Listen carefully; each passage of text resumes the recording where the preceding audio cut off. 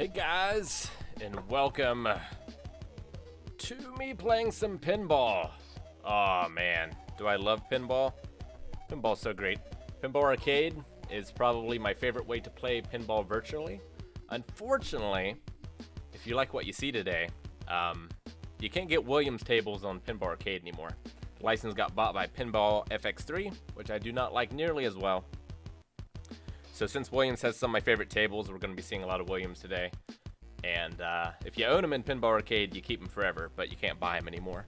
Unfortunately, there's a lot of pinball to get through today. Not exactly sure. I'm going to try to avoid any of the ones that I think are going to have copyright music that could get us a strike or something like that. Because obviously a lot of pinball machines were marketing material for movies, and they have some of the soundtracks from those, so those could get us in some trouble, so I'll probably be avoiding those, but there's still plenty of others. We'll see. Hi Rick, you're my favorite Blind Wave member because of board games. I enjoyed your D&D series. Awesome. I unfortunately don't have as many pinball machines as I have board games. I own one pinball machine, and we'll be playing that today as well. Let me switch it over. You're not going to hear any audio until I actually get in it because it's playing Pinball Wizard by The Who in the menus. So I turned that off. All right, let's get my camera. Whoop, whoop.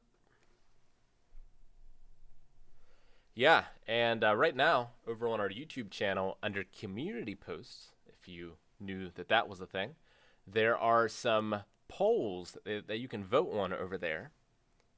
I don't think I can show the bracket easily. See if, probably not. But you can vote on what game I'm going to stream next. So there's going to be an entire bracket. There's been a bunch posted today, but they're going to be continued to be posted throughout the week. And you can choose on what one you want me to stream. Not necessarily your favorite game, but you think the one that you think would be the best stream for me. I haven't played any of them. What made me to decide to do a game bracket? Because I didn't really know what I wanted to play. And I wanted to know what people thought. And I thought using the community post like that might be a good way to let people know that we have a Twitch. It astounds me that people seem to be surprised by that fact. So a little bit of advertising for it as well.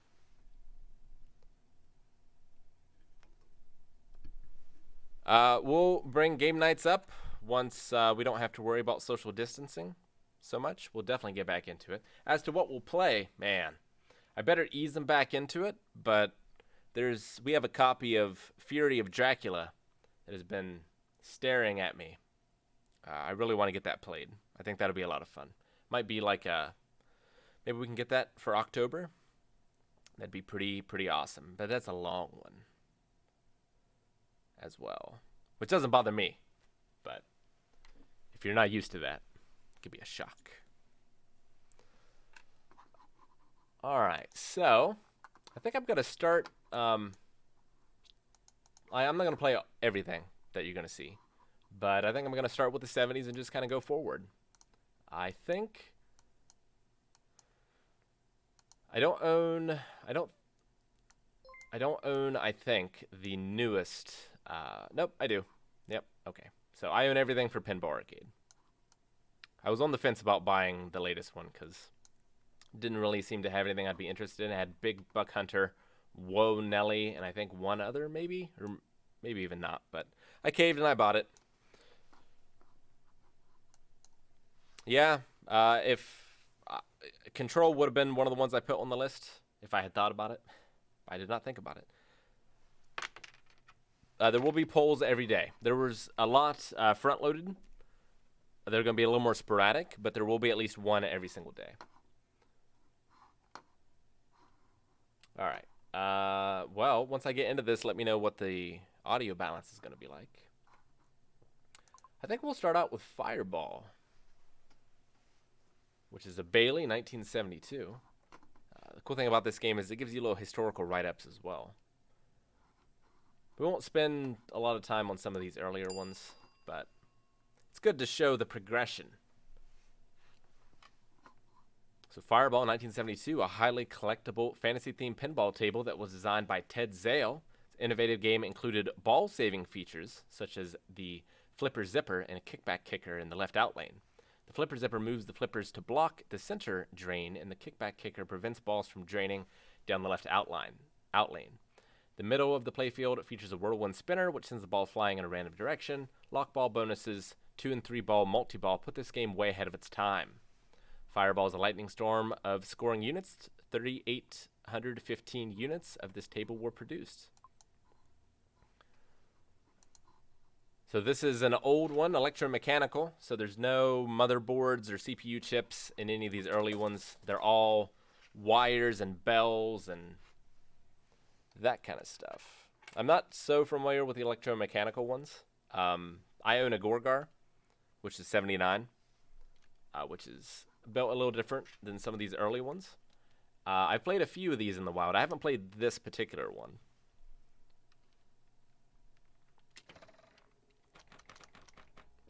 All right, let me know if I need to turn it up. Yeah, see? That's the flipper zipper. So it comes in so that the ball can't drain between them. It can still drain in the out lanes, though.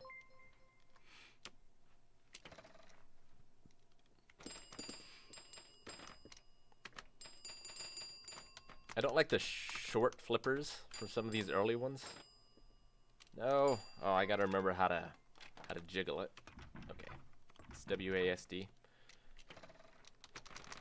Because giving the machines a little shake, absolutely necessary. Especially in some of these earlier ones. They're just so difficult. But I want to show this one because we're going to see the sequel to this game. There are sequels to pinball games, which I like quite a bit better than this one. But I really like the physics of Pinball Arcade. It feels the best of any of the ones that I've played. Pinball FX, it doesn't feel like a real pinball machine to me. It's fun for like a video game pinball machine, but it just doesn't feel quite right.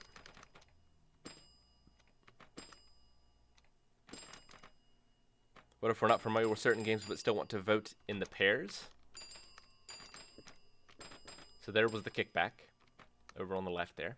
So whenever it goes down, as long as that light is lit that says kicker on, it's going to kick it back. All right, so we locked one for the multi-ball.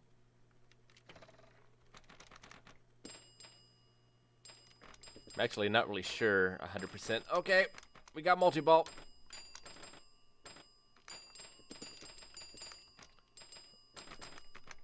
I played more, some of these more than others, so I might have to look into some of the rule sets for some of them, depending on how deep we want to get into them.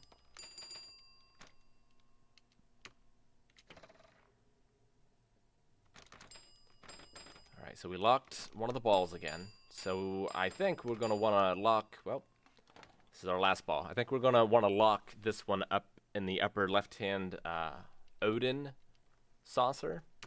And if we do that, I imagine we'll be able to get the 3-ball multi-ball.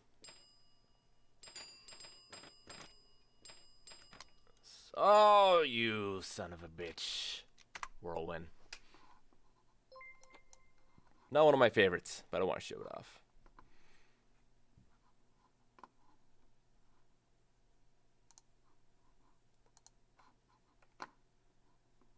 Now, I do... Such Grade 37 is pretty fun, but I think I'll skip over it. Well, one of my favorite ones from here, other than Gorgar, I really like Jack's Open. Drop targets is probably my favorite mechanism in pinball tables, and I will explain what those are here in a second. Jack's Open 1977 was created by 2 Pinball Expo Hall of Fame inductees, Ed Krinsky and Gordon Morrison. This game from the master maker of playing card games challenges players to build card hands by completing specific spot target combinations. Open with a pair, be challenged to complete 3 of a kind, full house, royal flush, delight specials. 2,975 units of the table were produced. So drop targets are the targets there for the various cards, ace, queen, king, so on and so forth. Targets that when you hit them, they drop into the table. There's just something so satisfying about those compared to other targets which are always there, and like you hit it and something will happen, but like it won't move on the table at all. This one's pretty challenging. How did I first get into pinball? I didn't have a lot of access to pinball growing up. It was kind of dying out when I was a kid, unfortunately.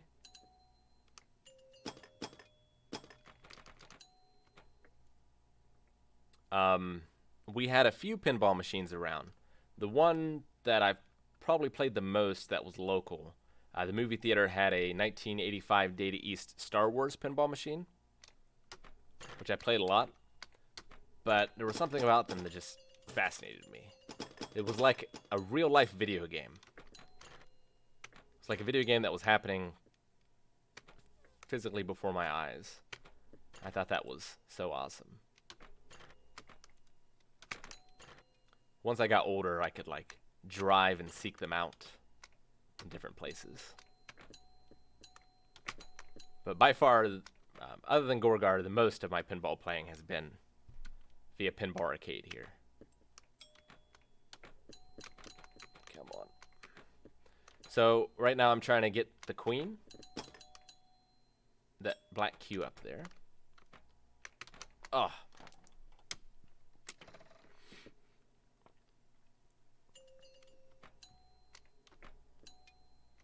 And Pinball Arcade's great, but there's nothing quite like playing a real machine. Come on. There we go.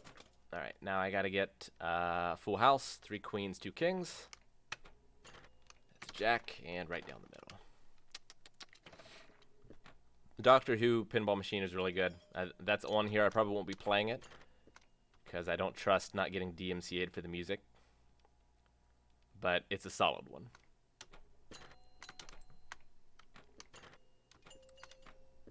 Come on. Nope. It's tough for me to do the shaking of the machine on keyboard. It's much more natural. Oh, when you're actually just shaking the table. Okay, so now I got to get a royal flush. And if I can do that, special is lit, and then we can really rack up the points.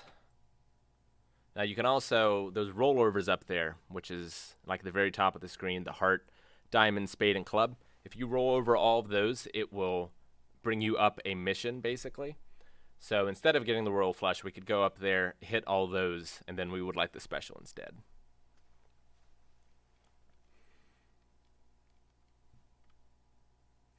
Okay.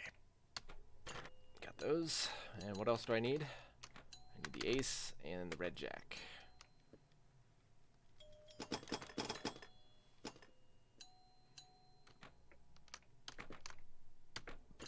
There we go. The ace is probably going to be the hardest one. All right, now I got special. So now I just want to keep knocking down what it shows me. I should have shook it. And then I'll get special, which is where the big points are. Last ball. Ooh.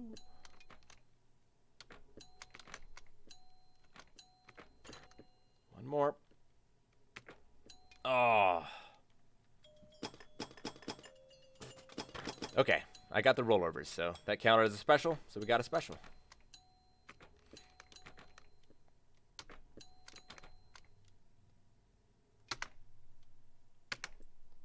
Try to get the outer ones first, 'cause they are the hard ones. Although the middle ones are risky, because if you hit it wrong, it'll just come straight and drain down the middle.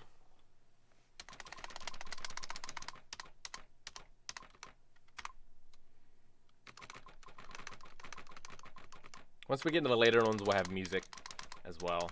Some pretty awesome music for some of them as well. The one I was playing to open up the stream, unfortunately, isn't part of this collection, but it's the music for the Dungeons & Dragons Pinball Machine, which is one of my favorites. All right, so now we'll get into Gorgar. So Gorgar is the first talking pinball machine.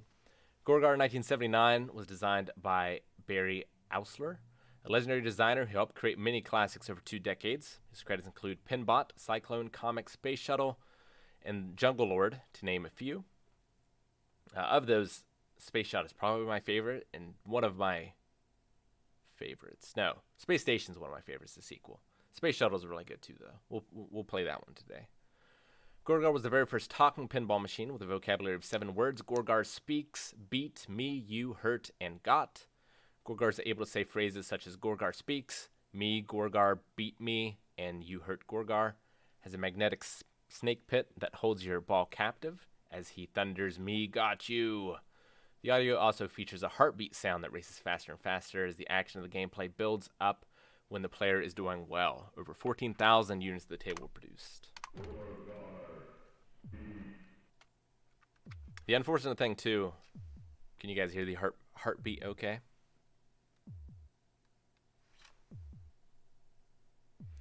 Steppin', 400 bits. I am having a good Saturday. I'm playing pinball.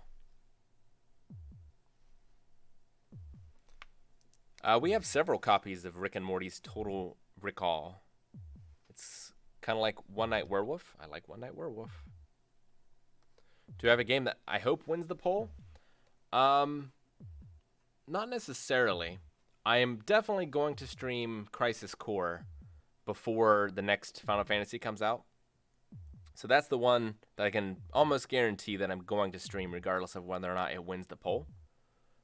But otherwise, I don't know. Like, I didn't play Uncharted 3 because I felt like I got enough Uncharted in my life after 1 and 2.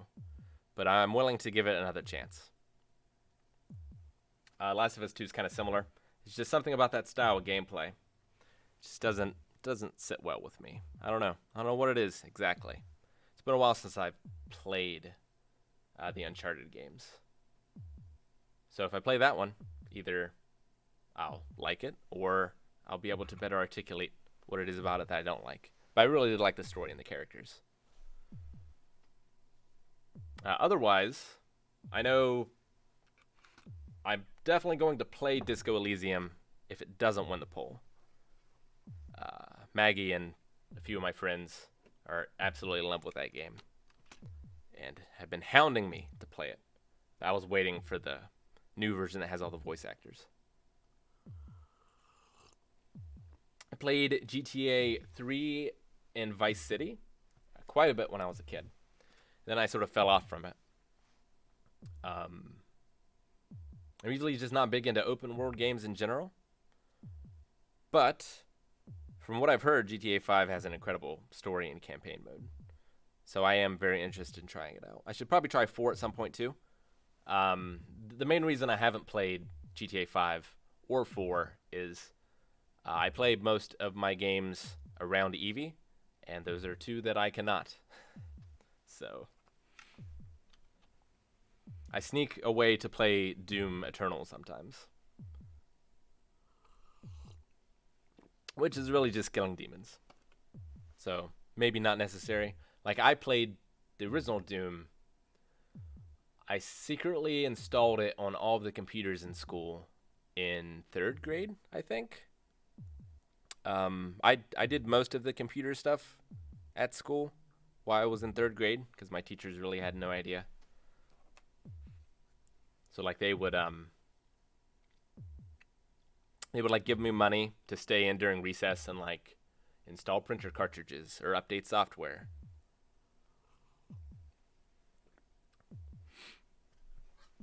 So had to put Doom. It was just like the shareware version. I mean, if I had to guess, I would say her favorite game is probably Mario Odyssey. Oh, the heartbeat. This heartbeat. It's going to get fast and it's going to get tense. I've not played Subliminal. or heard of it. So I'm going to add it to the list of games to check out that people recommend me on stream. I have a whole thing. Or is it this one? Superliminal. Liminal. Doesn't sound familiar, but if I see it, I might recognize it. At some point, maybe we can get a few machines in the Wave Cave and we can stream some real pinball. Gotta add Shadow of the Colossus. I've beaten Shadow of the Colossus. I've beaten the original, I've beaten the remake. It's absolutely amazing. Have not played The Last Guardian, though, but that's one I want to play with my family. All right, Gorgar. Gorgar's a son of a bitch, let me tell you. Like, it's... The reason I wanted a Gorgar over some of the others, first is the historical purposes. Like, I feel like it'll always hold its value, being the first talking game. It's a pretty sought-after one. So from a financial reason, could kind of justify it that way. I absolutely love the art in it. It's some of the best. It's got really great gameplay. But what I love about the older ones, and especially about Gorgar, is Gorgar is hard as hell. So, like, we're going to get into some of the modern ones. Medieval Madness comes to mind. Like, a lot of people say Medieval Madness is the best pinball table of all time. And I can't necessarily disagree. It's very good. But the thing about Medieval Madness is, once you get good at Medieval Madness, you will play on, like, 1/4 or whatever for an hour. Whereas Gorgar, I'm lucky to play for 10 minutes. For all 3 balls. I'm not sure if this one's set to 3 or 5. Like, when you have a pinball machine, you can go into the settings and you can change, like, number of balls, the different rewards for different things. So what I'm trying to do here, let me try to catch the ball so I can explain. Oh, you hear that heartbeat go on? Damn it. Okay, I can explain it here. Alright, so there's a few different missions. I wish that I could zoom in on this so I could see it exactly. But the main mission is, you can see up in the upper left, there's 3 drop targets for Gore. And then in the center, there's 3 drop targets for Gar. We want to light those, and that's going to light the snake. And by lighting the snake all the way, we can get that 10,000 points. Now, the extra ball, we light that, I believe, by hitting those number targets that you see, the stationary targets, so the 1, 2, 3, and 4. If we do that, I think that's going to move along that track on the left there, which leads to a saucer, and that can get us an extra ball. That's normally what you want to do first. You normally want to have that extra ball in your pocket while you're trying to get the other things. Also, the spinner is really worth a lot in Gorgar, and it's a pretty easy shot to make. So, like, if you were playing this competitively, you would probably just shoot the spinner a lot. But I like to mix it up.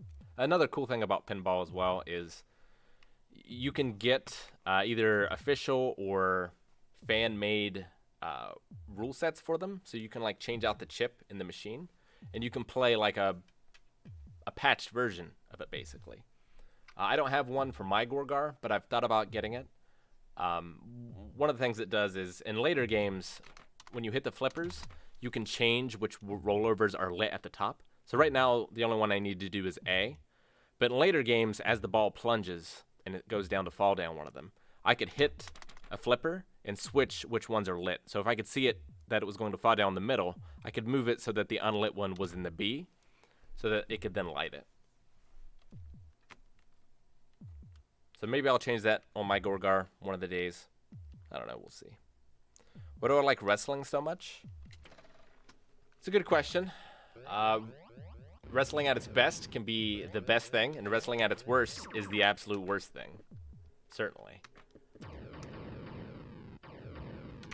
Oh.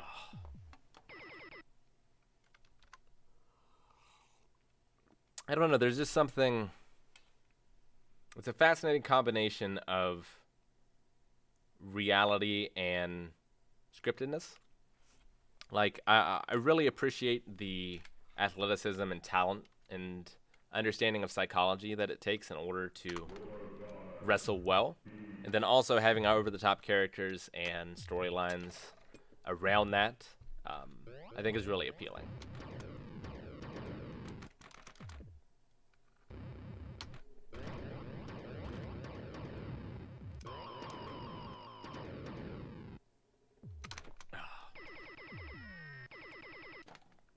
The really great thing about wrestling, too, is because it's gone on for so long, like, you can have storylines in it that mean something that you can't get in TV shows that haven't run as long. Like The Undertaker's win streak and retiring. Like, he wrestled for forever. And, like, how many shows or anything go on for 30 years to build upon a history? There's a good YouTube video that kind of explains my thoughts about it. What's it called?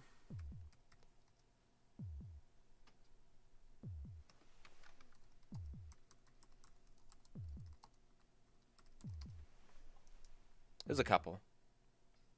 Professional wrestling is stupid and beautiful and I love it is a good one. Wrestling isn't wrestling is also a very good one. So if you want to check out those YouTube videos, they do a pretty good job of explaining why it's pretty awesome sometimes. It is the anime of sports.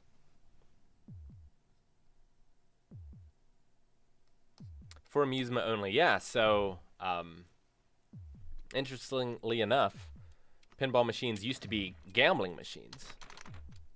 But eventually they started turning into more skill-based machines. And there was an interesting court case where one of the manufacturers was trying to get them back into, like, places of amusement where he just either brought the court to a pinball machine or brought a pinball machine to the court and was continuously hitting various shots and things. And was like, this requires skill. It's not for gambling. So that was a big change in the history of pinball. It's unfortunate.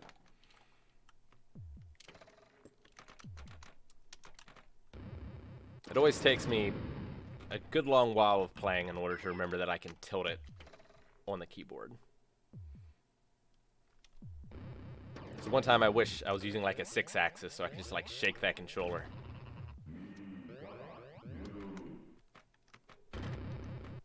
Ugh. Gorgar's a killer. I'm also not paying that much attention. Can I share the link?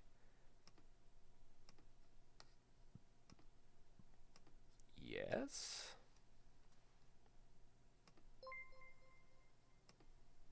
There's one of them.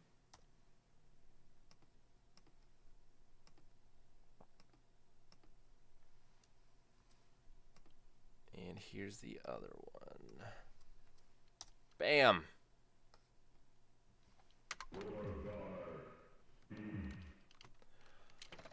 Alright. I'm gonna focus.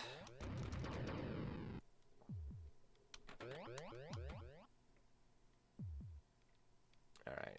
I think I want to hit the number targets first. So let's try that.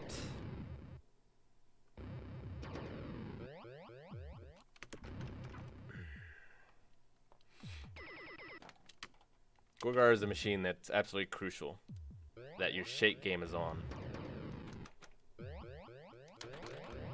No kickbacks.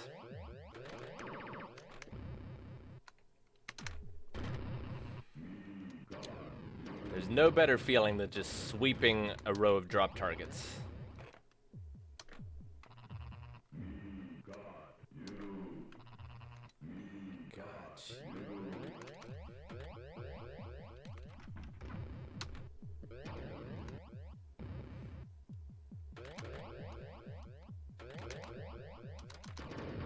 So yeah, now that that spinner's lit, you can get a lot of points on that spinner. Ah, these old sounds, so good.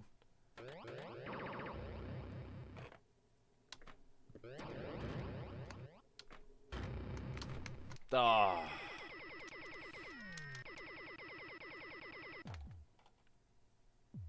Ackerman, thanks for the sub.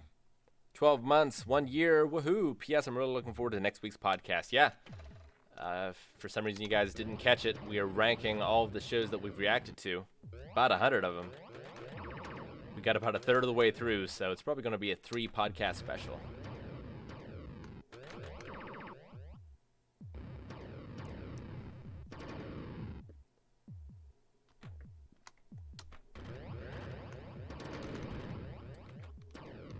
Pinball FX3. Oh. See, I didn't want to get that until it goes all the way to 10,000. It also is censoring some of the machines. So, like, it has Gorgar, but it changed some of the art to be a little less scandalous, which I'm not a big fan of.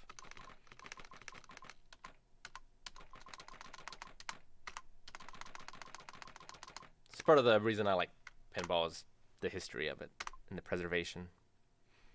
I know, Berserk got robbed of S tier, but what can you do? They haven't seen the whole thing. They don't know.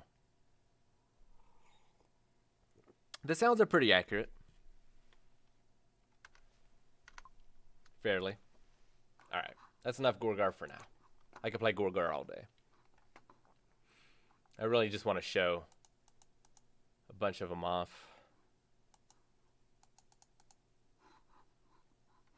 Imagine I would have trouble talking and playing at a high level. We'll show Black Knight 2000.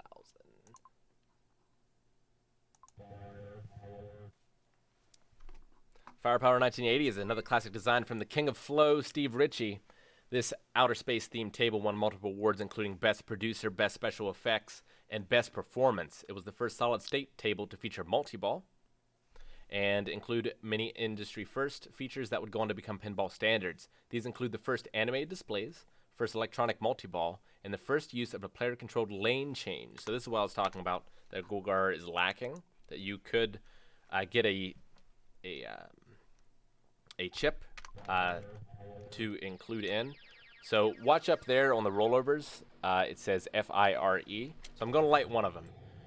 But as I hit the flippers, it'll change where it goes. So as I get it up there in other ways later on, I can try to manipulate that in order to get it to where I need to be.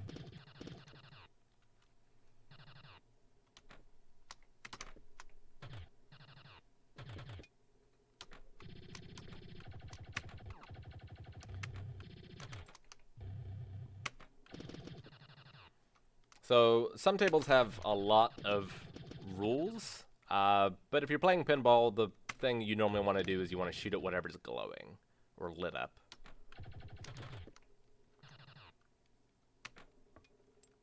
So in this case, we want to shoot those stationary targets. Nope. Okay, good. I had the kickback. I gotta get my fingers in a position for the...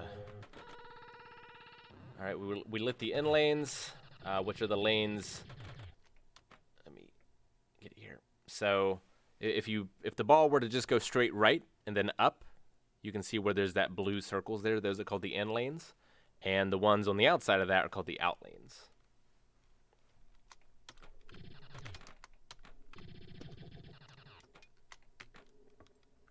All right, so now I want to move it around so I can get that E. Damn. Townsend, thank you for the 46 months. Whoa, that is like almost 47 months.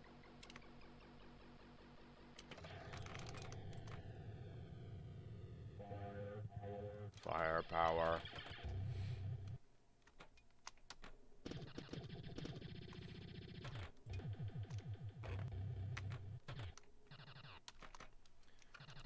Will we see the multi-ball?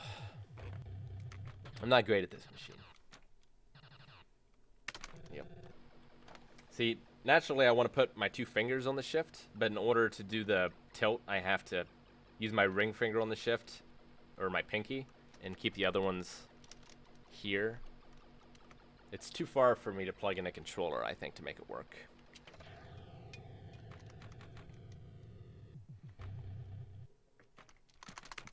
there's any will we react to questions, the answer is always maybe. Alright, I'm going to do it again. I would like to at least lock some of the balls, if not get the multi-ball. Yeah, I love the, like, it's such a simple design and layout on this, but it's just so smart. Like, having those stationary targets there really rewards control. Because if you just shoot at them willy-nilly, it's going to come back and bite you. And then you've got that tough shot in between them that goes all the way, like, through the entire machine to that bullseye up there. Which is just such a satisfying shot to make. Really great machine. Probably not one I would own. Unless I was just stinking rich with a giant-ass house.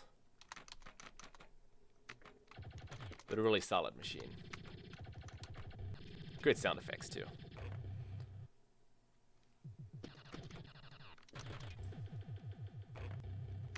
Ugh, I don't know what I was thinking. It's just a dumb move. One more time.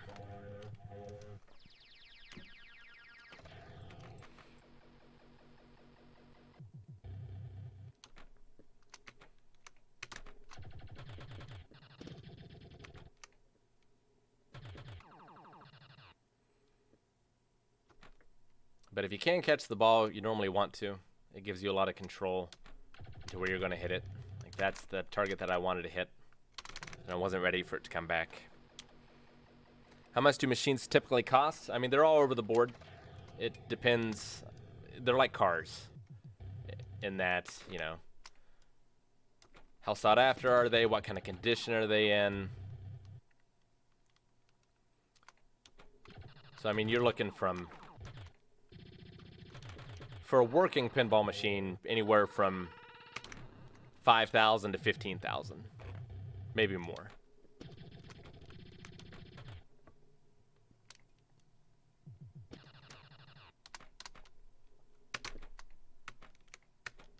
I can tell you right now on eBay, there's a Dungeons & Dragons pinball machine for $5,000, which I'm not going to buy. I just like knowing that it's there. It might be a little overpriced.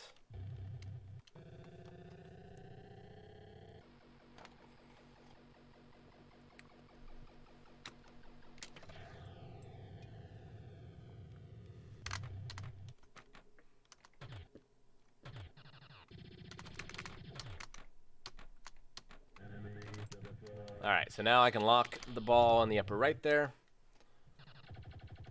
If I can get it up there. Hey, nice. Alright, so that's one. How do I activate the left one? It's been a while since I've played this. Might just have to hit all the targets again.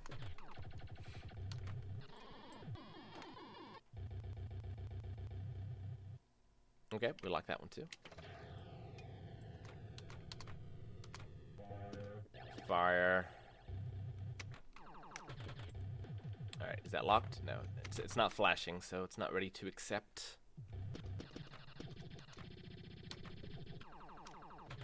Being like such a video game guy, you think I would be more into like video game arcade machines, but I have zero interest in video game arcade machines. Alright, not terrible. We didn't get to see the multi-ball, but we got a lot of tables to look at. We might come back to some of these.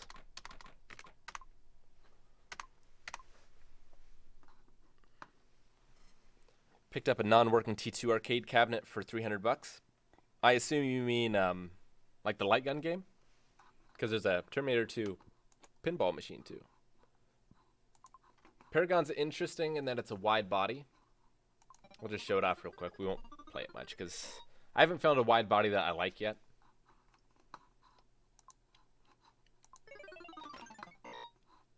But this one is pretty cool. It's got amazing art. Just something about the flow of them.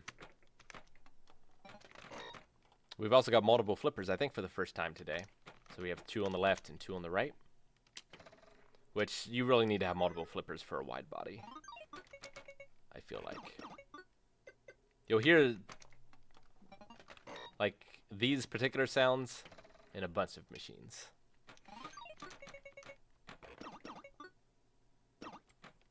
But I do absolutely love that series of 4 drop targets over there. We'll see another machine, Centaur, that has a similar sort of setup.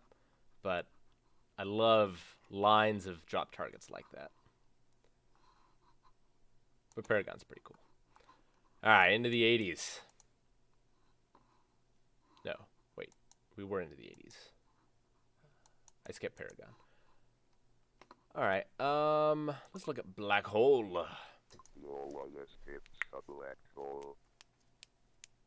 Black Hole 1981 is the first table to feature the revolutionary low reverse playing surface. However, its biggest claim to fame is that it was the first accepted table that cost 50 cents to play, which quickly made it the highest earning pin game in the history of the industry. With its fast-paced gameplay, unique feature set, this table is considered a classic ahead of its time. 8,774 units were produced. Jordan Storm's 40 months. 40 months is crazy to think I'm a completely different place, much better place than I first was when I found the Blandwave community. That's awesome, Jordan. That's great to hear.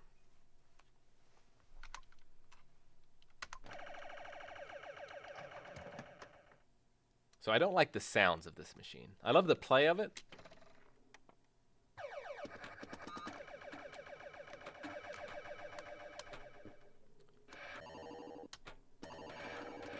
I'm just not in love with the sound effects. But it's got this awesome underplay field here. Womp womp.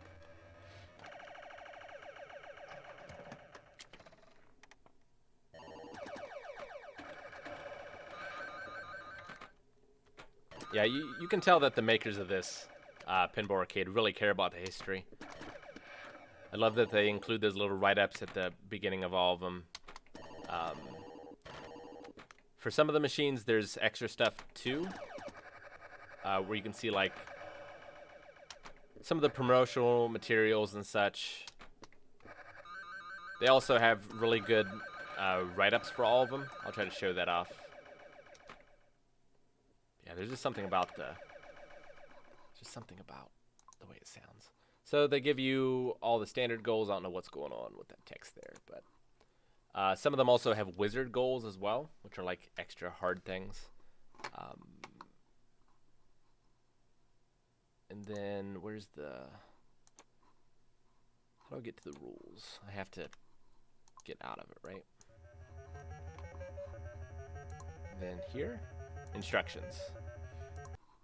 So it'll go through and it'll tell you like how to play the thing.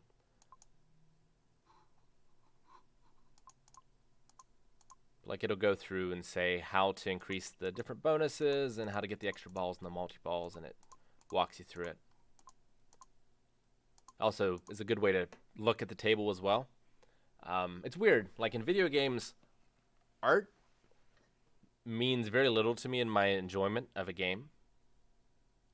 I can certainly appreciate good art when it's there in video games, but it has very little impact on my enjoyment. But for pinball, it's the opposite. Like, even if it's designed immaculately, if I can't look at it, or if it doesn't have a great like graphic design and art style, it really hampers my enjoyment, and I don't know why. So there's a Data East, because there's a Data East Star Wars machine, which I like, except for the rules. But fortunately, there was a official rule patch for it, released like 20 years after it was made, that fixes a lot of its issues. But I love the look of the Star Wars machine. But that company, around this, maybe not around the same time, but they also produced a Jurassic Park machine. And that machine is hideous. And like, the gameplay isn't terrible. It's better than Star Wars without the patch. But I can't play it. It's so ugly. Nope, I don't want to play this. Back it up. Ah, Centaur.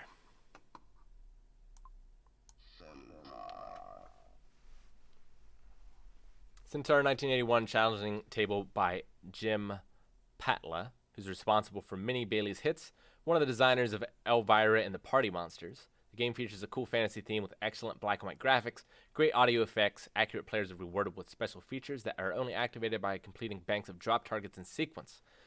Features unique to Centaur include the Blue Guardian rollovers, which were first to include outlane controls directed by flipper buttons, and the equitable multi-ball. This forces each player to lock their own balls for multi-ball, thereby giving no carryover advantage from a previous player to multiplayer games.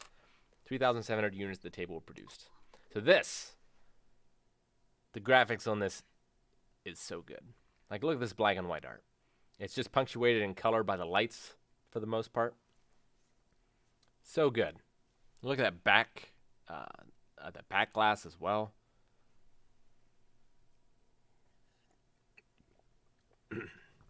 Like, this doesn't have my favorite gameplay, but I do really like the gameplay. But I would absolutely own this one.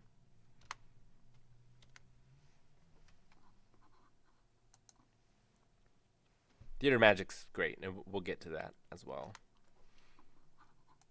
Oh, nope. Clicked off.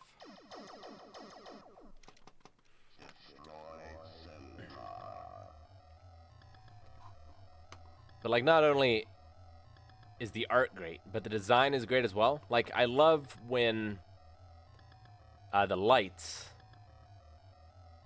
make kind of sense where they are in the graphics design. Like, it kind of looks like this hand is holding an orb or multiple orbs. Like, I just love those little touches of the lights just not being in random places. And I'll show off what I mean by lights being in random places a little later, but I just love this.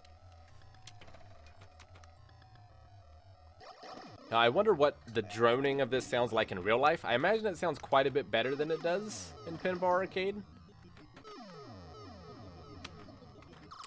But the sound effects in this one wear on me after a little while. But I imagine that would not be the case on the real one, and I've never played a real Centaur machine. Nope. I love the black and red flippers too. And again, like Gorgar, the pace of the music quickens as we get in more danger of losing progress. Ah, I love that shot. It's one of my favorite shots in Pinball.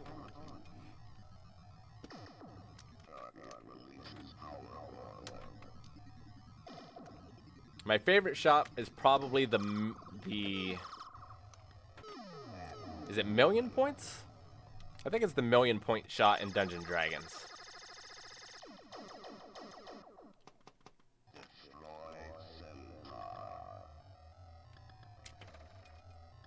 So notice in this that, like, all of the goals reset between balls, which has not been the case in a few of the ones that we've been playing. It just kind of depends on the machine, and on some machines, like, some goals will reset while others don't.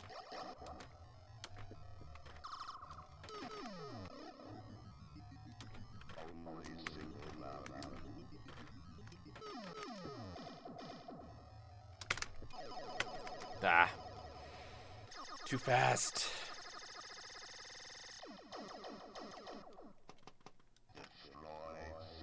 Space Cadet was the pinball game that came with Windows XP. I played a lot of Space Cadet.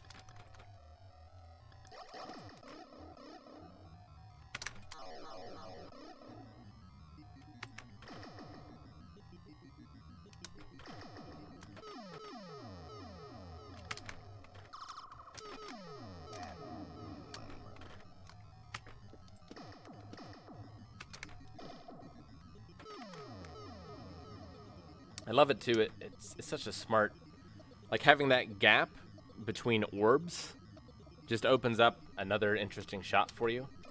Like, unfortunately, there's not a lot there, but I love that idea of, like, opening shots up after you drop down drop targets. It's one of the reasons I like drop targets so much, is because it actually changes the shape of the playfield. It opens up new lanes. Unfortunately, not many machines utilize it like that. But some do. Lost them both.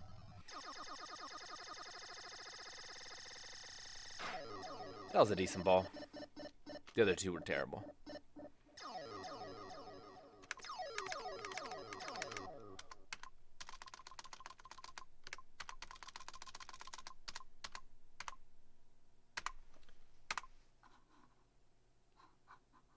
Interesting too, Pinball Arcade only seems to have the high score tables localized. Like it doesn't do it in the cloud.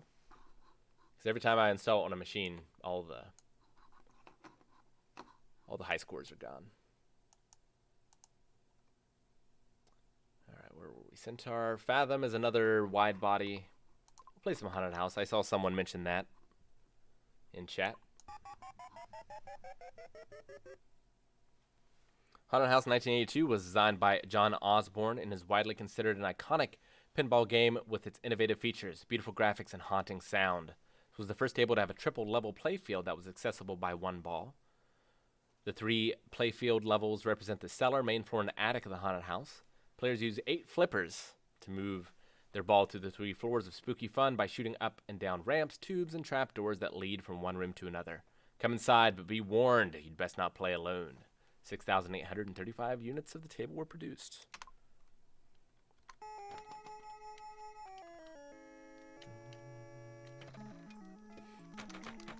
Now we've actually got some like proper music going on. We're down below. We want to hit those. I think they're cobwebs over there.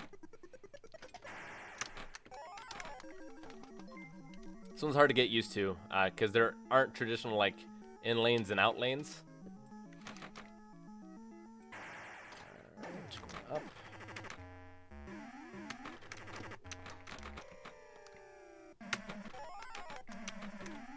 Ah.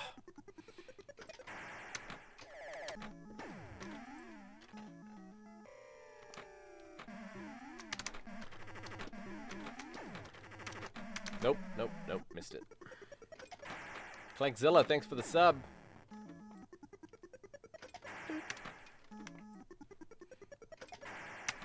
Oh, I can't do it now. The physics on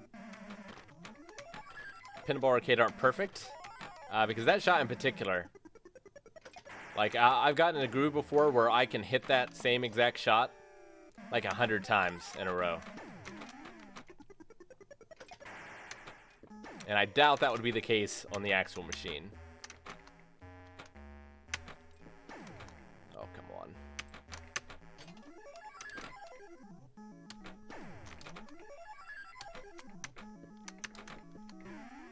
I'm just shooting willy-nilly. Got the extra ball, though. Really need to be aiming more. But I'm so afraid to aim on this machine because you can't really catch the balls like you normally would, especially on the right side. This machine scares me. Not so much the theme, but the flipper placements.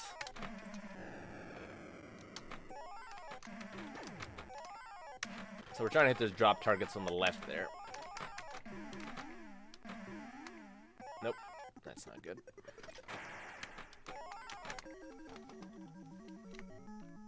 Alright, there, I want the extra ball.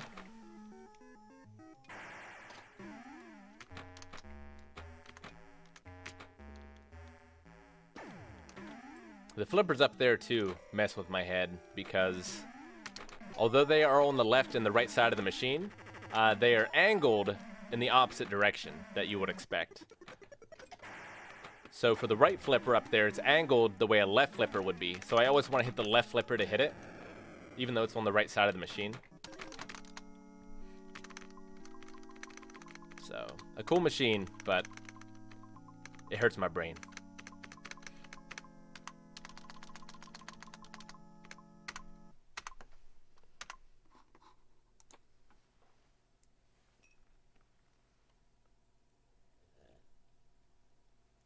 Thanks for the 27 months, Clankzilla.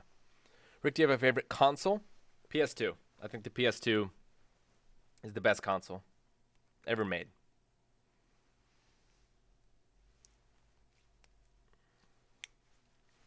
Pokemon Pinball was fun. Like, I much prefer actual tables over tables that could not exist in the real world. But I did play quite a bit of Pokemon Pinball growing up. Alright. Do I like Firepower too?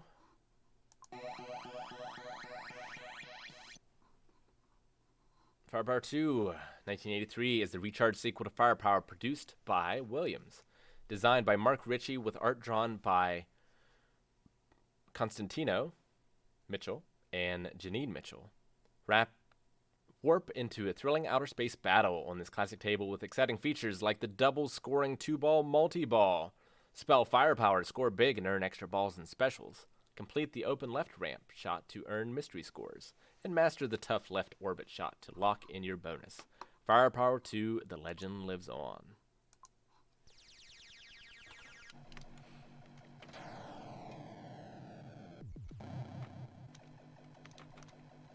It's got kind of a Gorgar sound. It's mixed with Gorgar and Space Shuttle, which we'll see in a second here. I haven't played this one very much. Oh, God. See? I don't really like Black Knight very much. I can certainly see why people like it.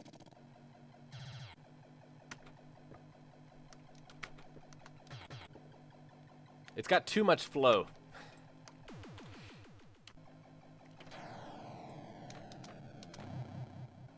Which is a weird thing to say.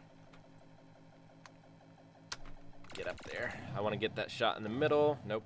I gotta move my fingers.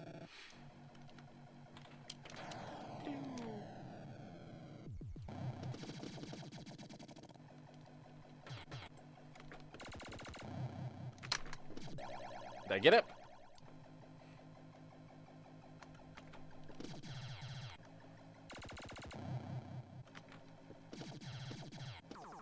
There we go.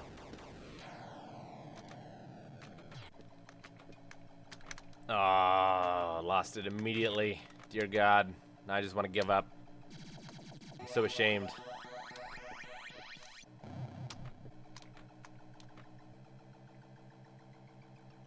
Alright, what do I want to shoot? Let's shoot the ramp shot.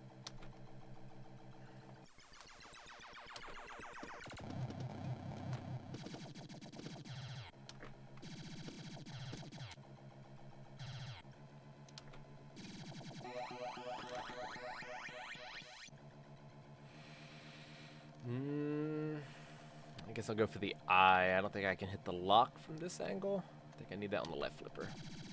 Miss the eye.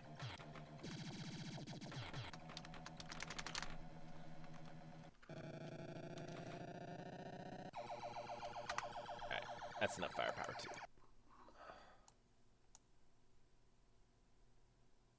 Space shuttle. Yes. Space Shuttle in 1984 is a classic Williams table designed by Barry Ausler and Joe Kamenkow. Features a fantastic space exploration theme and was the first Williams game to feature a playfield toy with its replica of NASA's Space Shuttle. At the time of its release, pinball revenue was way down. The commercial success of Space Shuttle allowed Williams to keep making pinball, paving the way for all the great tables released after 1984. With its great features and out-of-this-world play-action excitement, the game is a once-in-a-millennium masterpiece. 7,000 units of the table were produced. So Space Station, which is the sequel to this, is one of my favorite tables ever. It's unfortunately not in Pinball Arcade, and since they lost the Williams license, never will be. But that was programmed by Ed Boon, who you may know from Mortal Kombat. It's got one of the best light shows in pinball. I love the music in it. The only thing holding it back for me is one of the absolute best is the playfield art is not that good. It's not bad, but it's not great.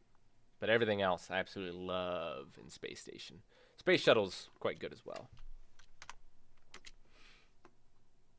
And I actually like the graphics in Space Shuttle better than I do in Space Station.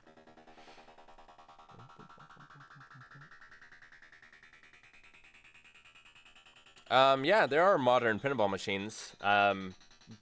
Most, if not all, of the ones they're making now have like LCD screens in them, and so like they'll have different things that they can do with those.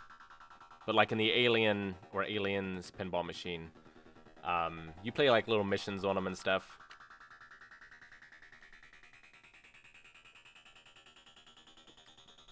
I think the most modern one this has is the Ghostbusters Machine. I'll probably have to turn off the music if we want to check it out, which is unfortunate because obviously the music's amazing. I played a lot of Sonic Spinball when I was a kid. Do I like Pac-Man? I like Ms. Pac-Man.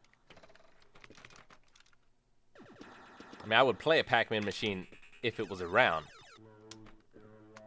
But Ms. Pac-Man is really where it's at.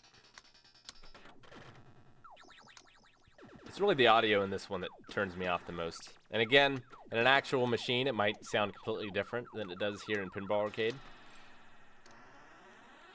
Lock. Despite that, I've played this one quite a bit. I really like the layout of this machine. Damn.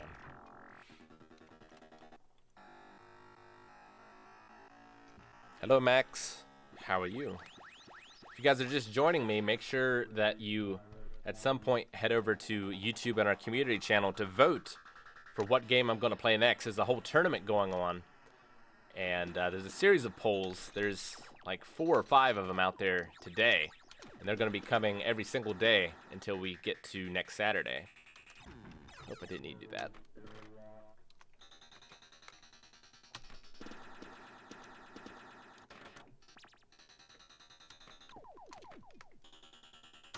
Come on. So that space shuttle shot is a time shot. It'll only stay down for so long.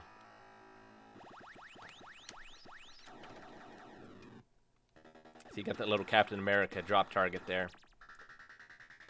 So you gotta hit it, which I did not.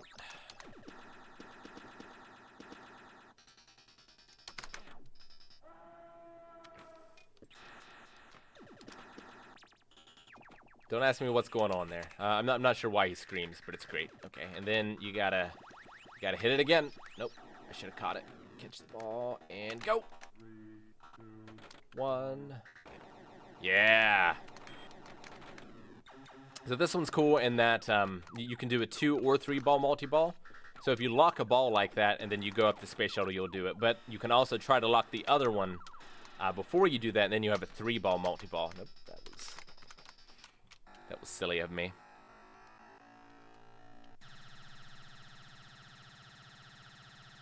I'm gonna try it again. I really like this one.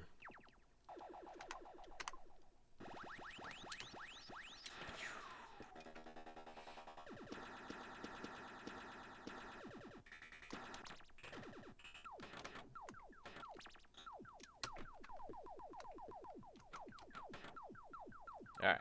Lock the left ball. In space, no one can hear you score.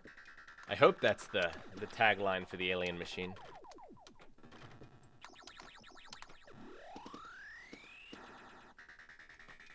Alright, lock the right one. Nope.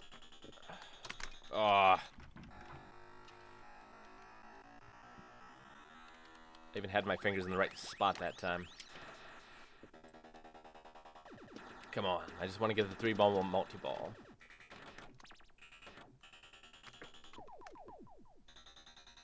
Come down so I can cradle you.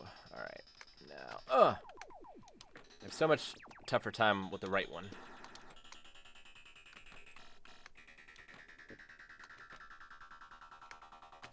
Oh, come on. Damn.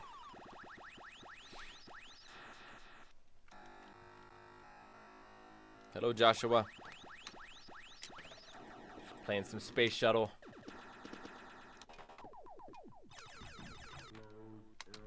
No, no, no. Wrong button. I'm surprised I didn't tilt it.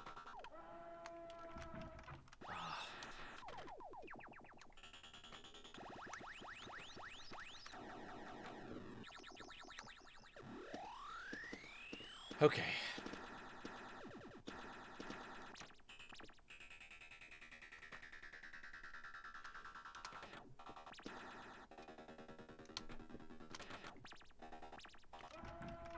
Darn. Alright, one more time. And then I give up. I'll try to go for the right one first, maybe.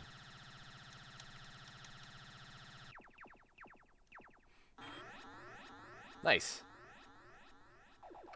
Doesn't matter here, because we're not paying any money, but... If, almost all machines have that... If it randomly matches the last 2 digits of your score, you get a free play.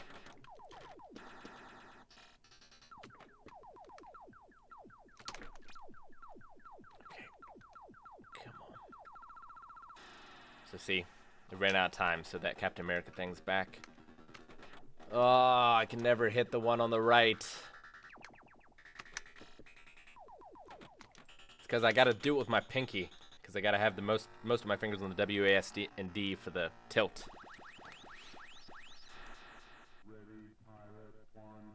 Mook, thanks for the 4 months.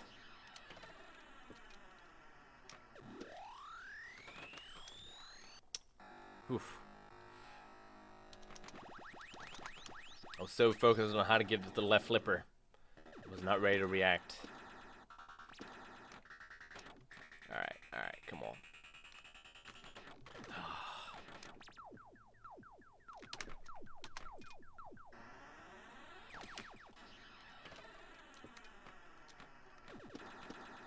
I'm waiting to watch Brotherhood with Evie when she's a little older. Thought it would be fun to watch it together for the first time. Okay. No, I didn't want this. This is not what I wanted.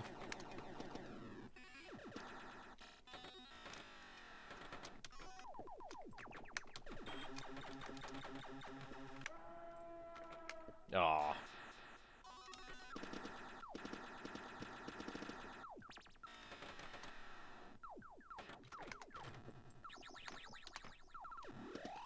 I gotta lock them both again.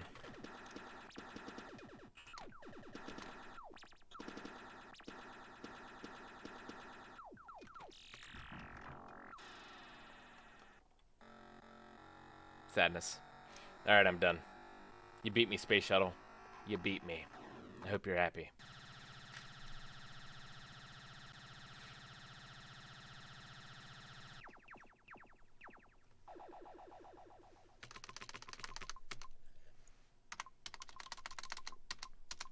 I much prefer high score tables that always reset at A.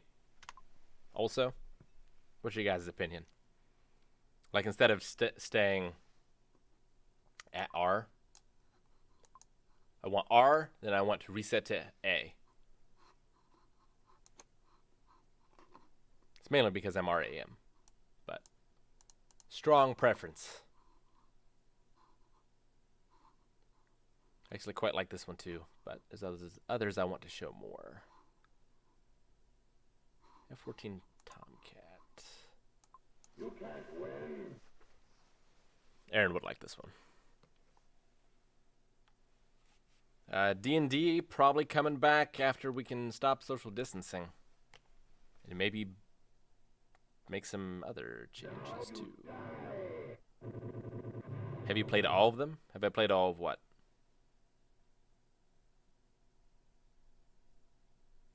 F14 Tomcat 1987 is another fantastic design from Steve Ritchie and was the top-selling pinball game of 1987, featuring a fighter jet theme. Players take on the role of a top ace engaged in aerial combat, with the ultimate goal being to take down their electronic adversary, General Yagov. The table features high-speed gameplay highlighted by the fastest shot in pinball, the Yagov kicker. This device fires the ball back at the flippers and was the first of its kind. This table was also the first to have a ball save feature, which gives the ball back to the player after a premature drain. Approximately 14,502 units of this table were produced. So, once you get the ball save, pinball starts getting a lot easier.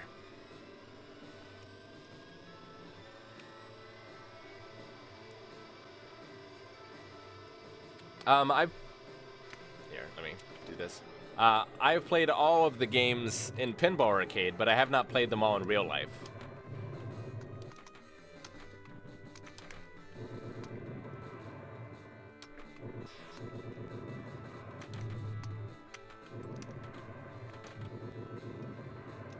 Ah, we're finally getting to some rockin' music, though, in our pinball machines.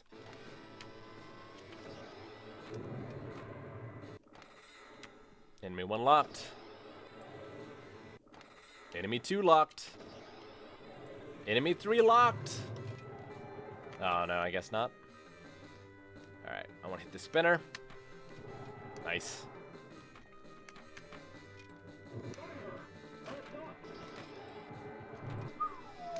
Oh, man.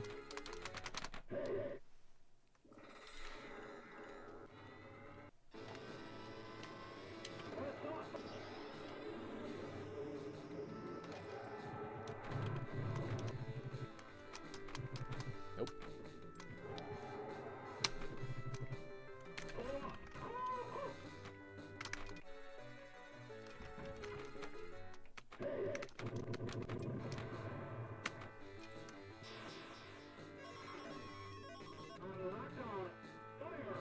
Go on. Alright, enemy 3 locked. But I can't remember what I have to do now. I remember that far.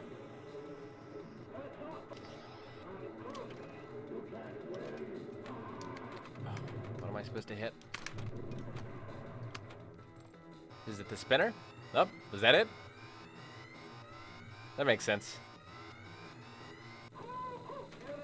Alright, here we go.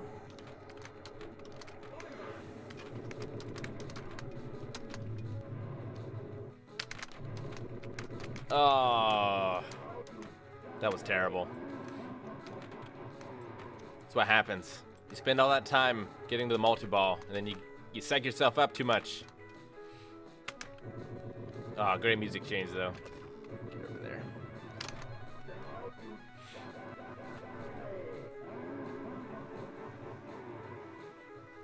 I am aware of Pinball FX3.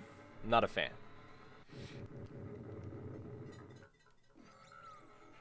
Yeah, music is fire. Music on this and music on Black Knight 2000, which we'll be getting into very soon.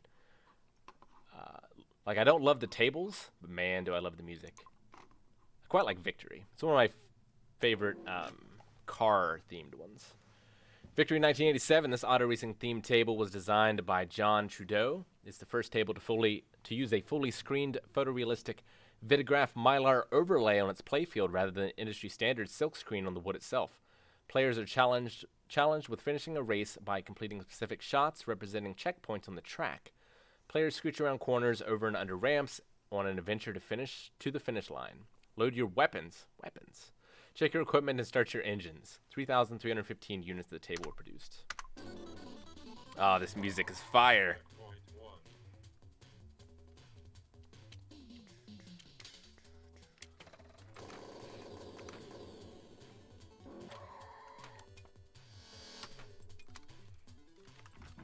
Nope.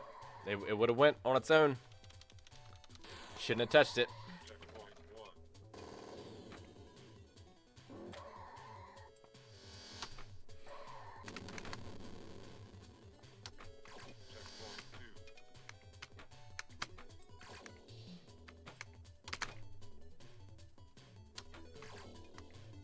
Nope. Should have tilted it.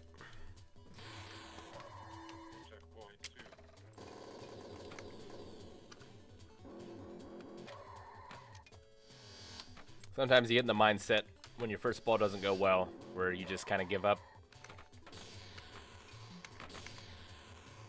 Especially when you're not paying any money to play. Ah, terrible. Oh man, that really sucks that the purchase won't carry over to Pinball FX4. So you can spend a lot of money in Pinball FX3.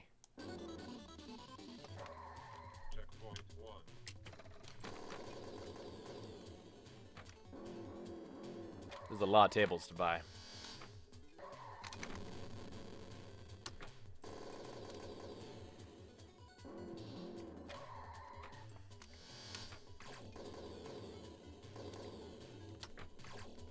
But I think overall Williams tables are my favorites. This is a Gottlieb. Which is what made me real sad when Pinball Arcade lost the license to Williams. All right, come on.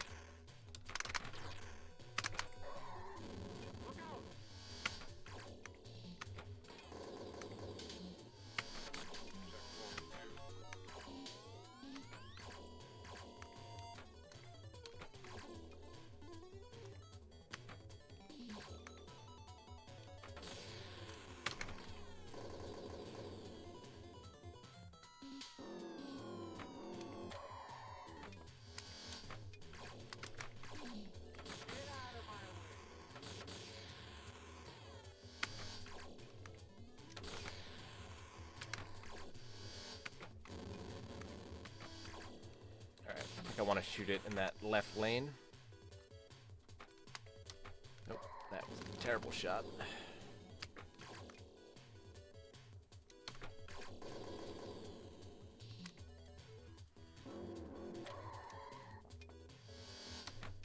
Nope, too late.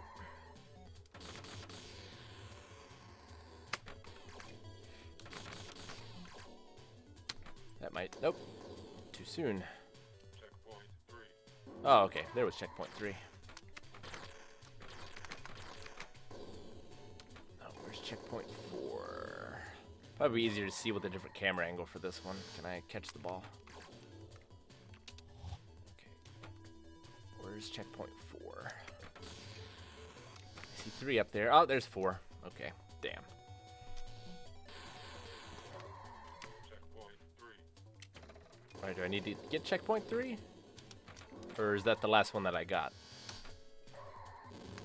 Nope. I want to hit it up there for checkpoint 3, though. Ah, darn. Checkpoint 3.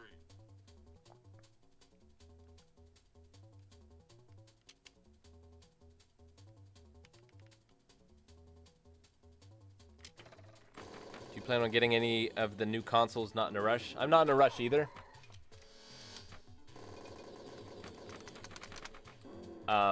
I'll play Final Fantasy Remake Part 2 here, so I won't need one for that. So honestly, the thing I'll probably need it for is Persona, but the Personas have been coming out on PC, so maybe I never get one. I have played Space Station. It's one of my favorite. Absolutely. We have a, up in Columbus, which is, what, 2 hours? From where I live, there's a bar called Pins, and they have a space station, and it's on. It's one of the 2 machines in the place that's on free to play, which is fortunate because it's one of my favorites. Absolutely love it. Programmed by Ed Boon. But I don't like FX3. I just don't like it. Doesn't feel good. Doesn't feel right. I like I can't remember the name of it, but there's a pinball emulator. I like that physics better.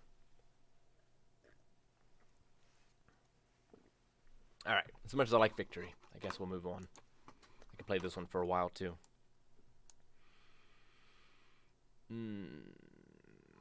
Bonsai Run. Go for the hill. Go for the hill. Shoot the pyramid. That's a different game. Bonsai Run, 1988. A good year. Is a unique classic table made by Williams. This was the first table designed by the legendary Pat Lawlor, with art by Mark Springer.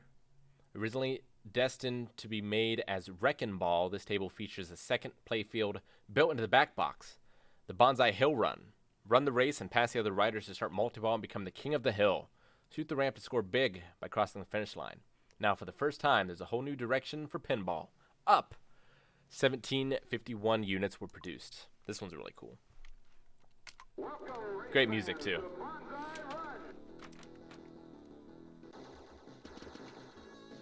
So I'm trying to get it in the upper left up there. Nope, nope, nope, nope.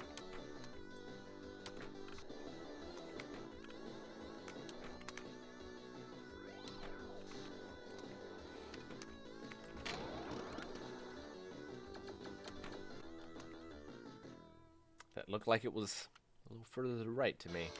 Better change it back to my normal camera.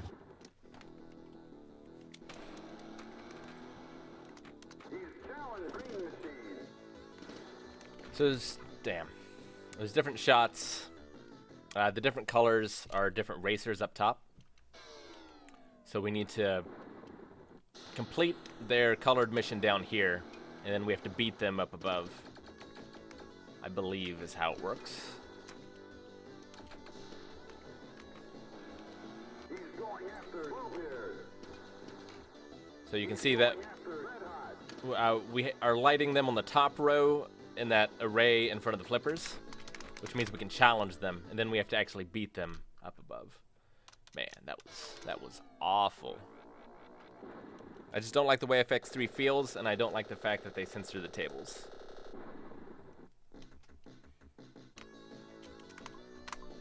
Welcome, race fans, to Bonsai Run.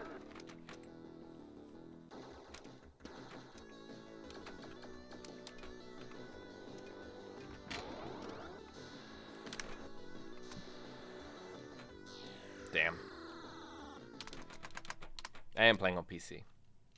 I also have this for the Switch, but unfortunately not all the tables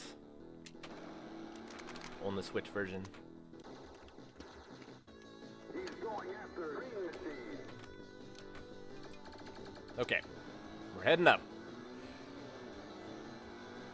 So it picks you up. Camera, what are you doing, buddy? Oh no, the ball isn't. I might have to shake it. There we go. Put a move on Green Machine. Alright, so I defeated Green Machine. There's not a lot here I can do since I haven't challenged any of the other racers yet, so. He's moved into 5th place. Oh, come on. I did not know there was an uncensored mode on PC. That's cool.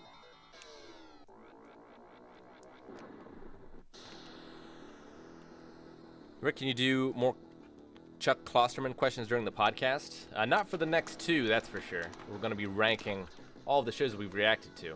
But maybe in the future, I feel like we've done most of them.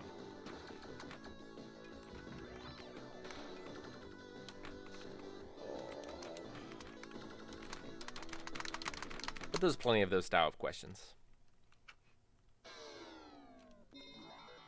I'm really not sure where my love of Pinball Machine comes from. Like, I never played them that much when I was a kid, but I always, like, it was my number one thing to do if I was in a place that had one. Like, you go to the skating rink or the bowling alley, instead of skating or playing bowling, they had a pinball machine. That's what I did the whole time. Unless my mom made me do other things. Come on, grab it. There we go.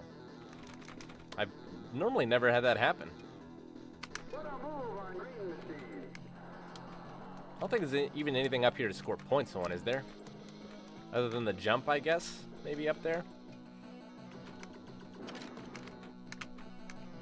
Come on. Oh. Alright. He's moved into 5th place. Remember our skating rink? Man,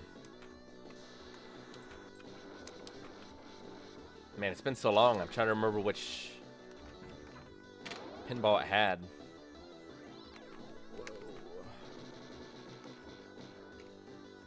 I want to say I had a Last Action Hero. But also had Spy Hunter. I played a lot of Spy Hunter too.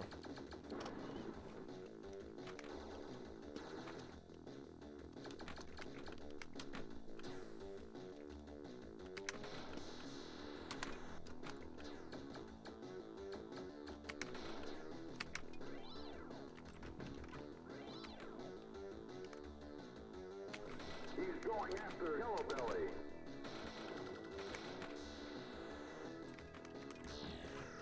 Too late.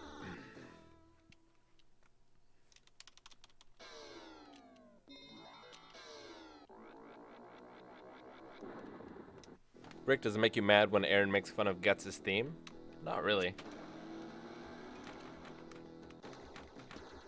I don't really get mad very often. Ah! It's a great theme. It's one of my absolute favorites.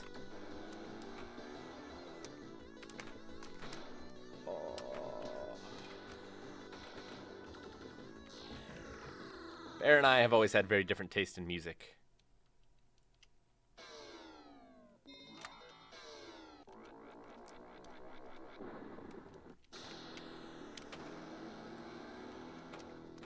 When I was growing up, I mostly would listen to video game music, but of like the albums that I had, I think I only had like 3 CDs growing up that were mine. I had like a greatest hits of the Beatles, which Aaron hates the Beatles. I had a Monkees CD, which I don't know how Aaron feels about the Monkees, but he didn't like them back then.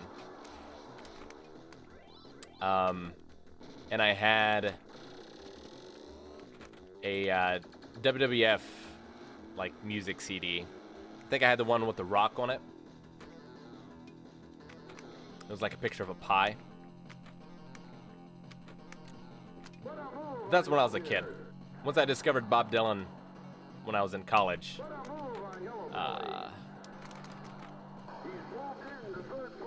then it was all over. But I've greatly broadened my musical listenings since college.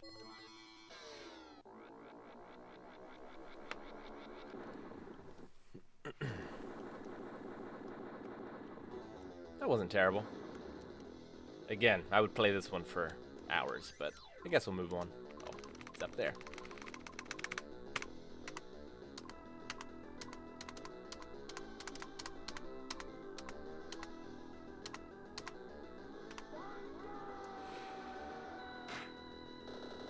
I didn't feel like it was that big of a deal, since arcade machines and pinball machines really aren't a thing nowadays, but I still do regret Eevee not having a word as an initial, like RAM.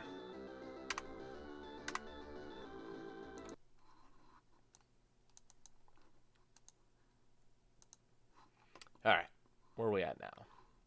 Bonsai. I know Cyclone is well loved, but I do not. It's mainly the graphics and the music. Just do not like. Do not like. Look at that graphics. It looks like a low rent Where's Waldo. Hurry, hurry. Step right up. A lot of people like this one. Listen to this.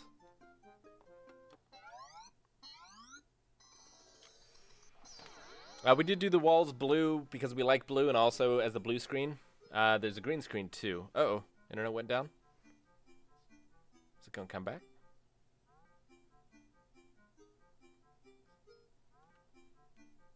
Okay, I think we're back. Are we back? I saw the kilobytes per second drop to 0 for a second. We should be good. Okay. Can I show you guys? I should be able to, right? So we did paint, or had painted. Which way are you going? That way? Warp, warp. See, that corner over there is green.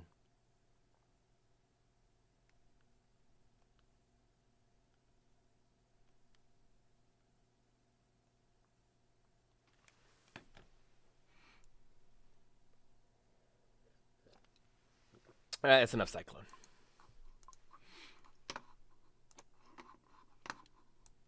It's a fun machine to play, but I can't look at it, I can't listen to it.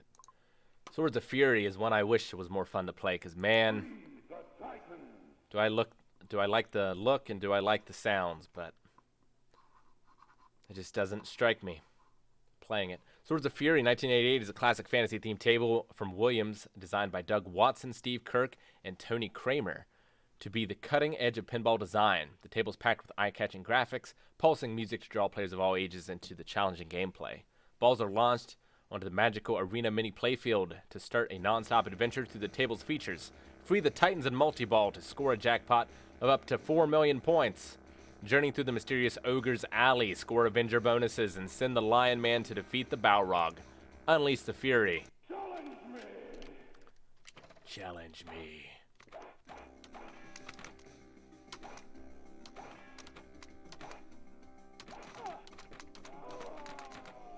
I really love this music.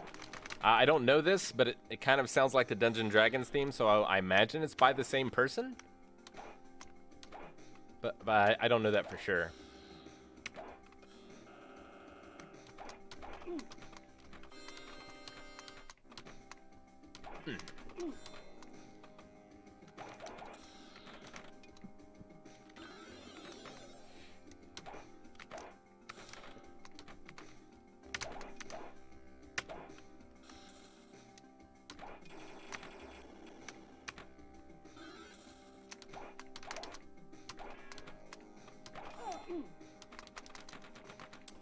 I guess, like, I just don't find that upper section to be that engaging, is my main problem with it.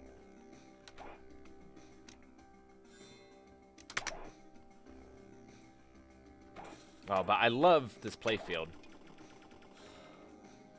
Like the different stairs and the way it looks like it has depth.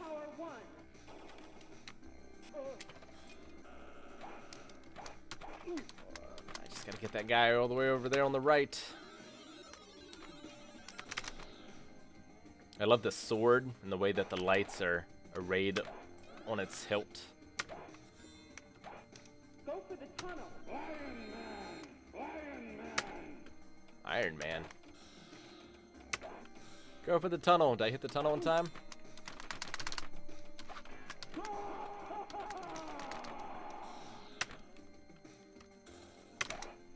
Haha. Lion Man. Yeah, that makes sense.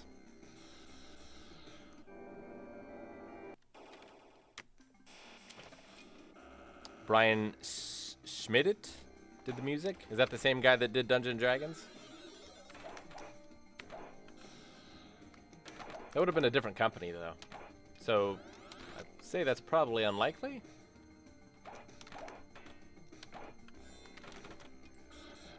Something feels similar.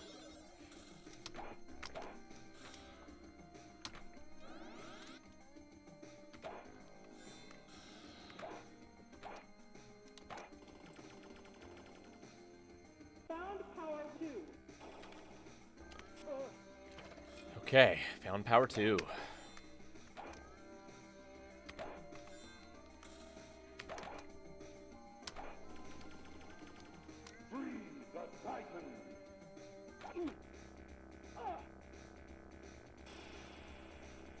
Here come the guards.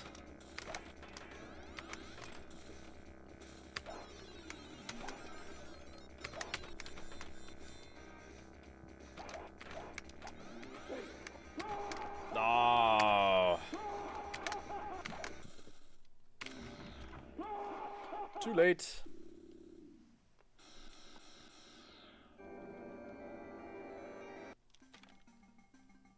Oh, another ball. I thought that was the last one. Whoa.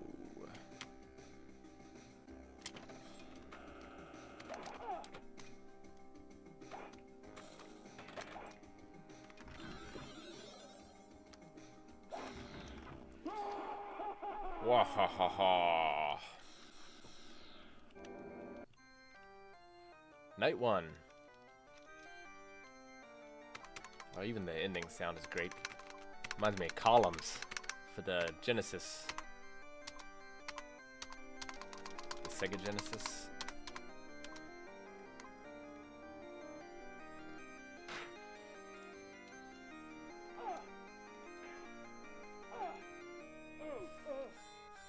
That's great.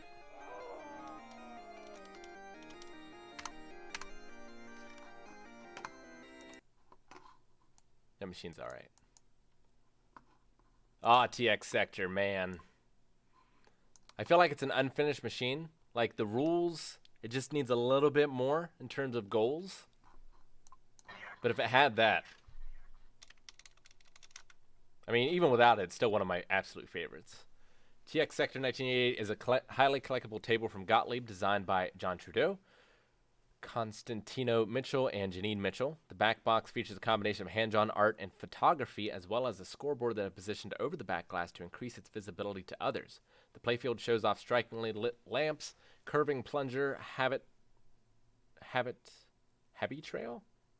Rail for exciting gameplay. Using stage captive balls, the game teleports balls across the table during gameplay for added attraction. And like, the graphics in this aren't amazing, but I love the music. And like, what rules there are here, I absolutely love. Like, unfortunately, I don't feel like there's a lot of reason to hit that ramp, because it doesn't really seem to do much for your score. So I feel like there's supposed to be something else there. So mainly what you want to do is just hit the drop targets, because you're trying to get that energy level in the middle up. And that goes up every time you clear all the drop targets. I think there's a couple other things that do it too. Maybe. But the drop targets are what I normally go for when I play the game. So there, it went to level 2. And you just want to keep doing that until you get it to lock, and then you can lock the ball and you can get multi-ball. There's also like teleports and stuff too, but I really like this machine.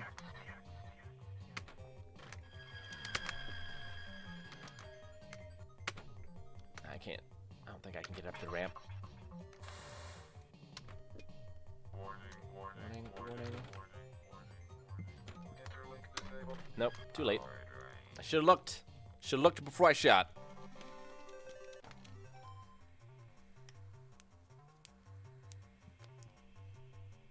I know. I played the Williams games on it.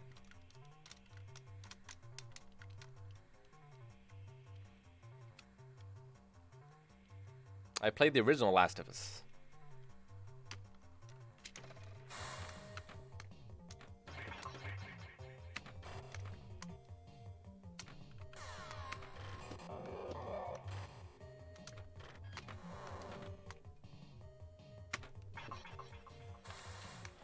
I think The Last of Us has got some good characters and good story, but the gameplay really drags it down for me.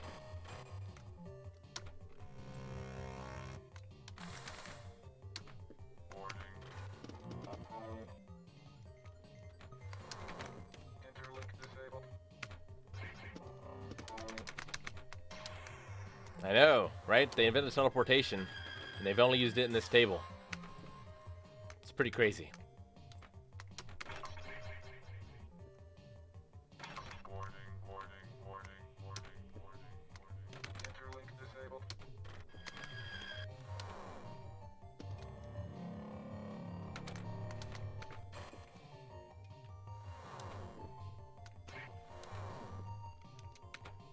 Like, when I think of pinball music, this is the song I think of.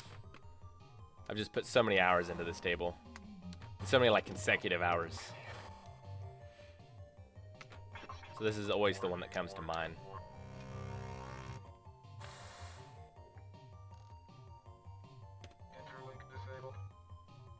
Like, I wish that ramp did more outside of...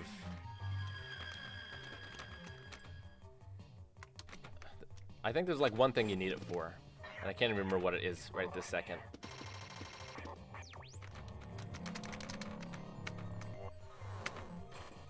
It's just such a cool shot.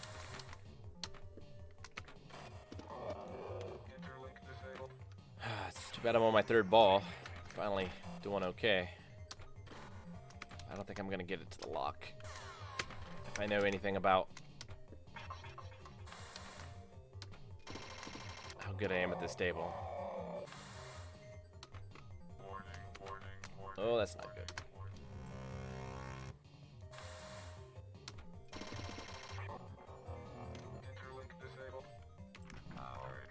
But like, there's so many fun shots, but you really, for 90% of the game, you just need to concentrate on those 8 drop targets. No, okay, oof. Thought I was gonna lose it. Okay, lock enabled.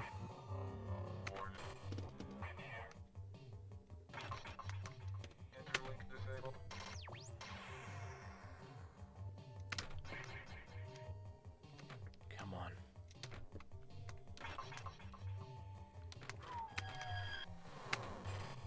No. Damn. Ah.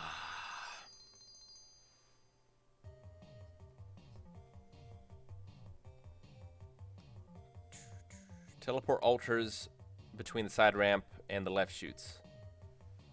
That's true.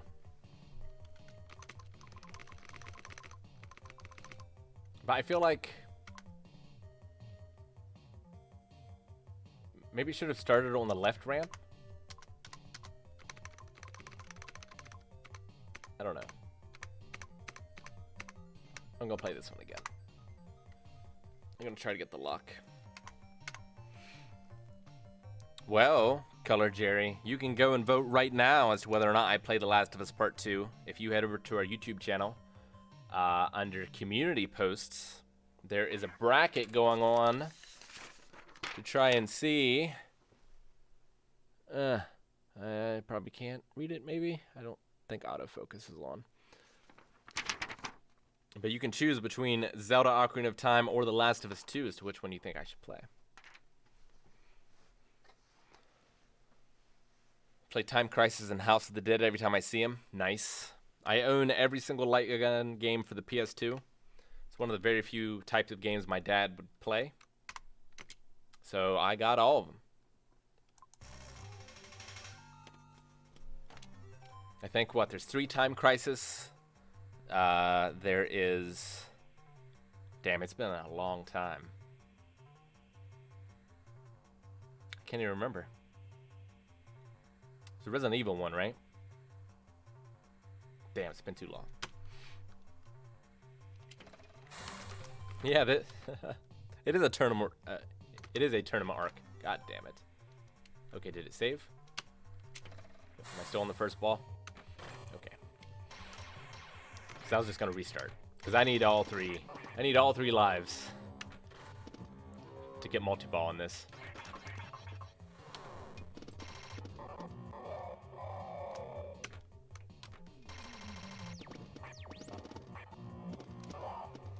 I just did random seeding in the bracket, except for I put Sekiro and Bloodborne together. Because I felt like they were very, very similar.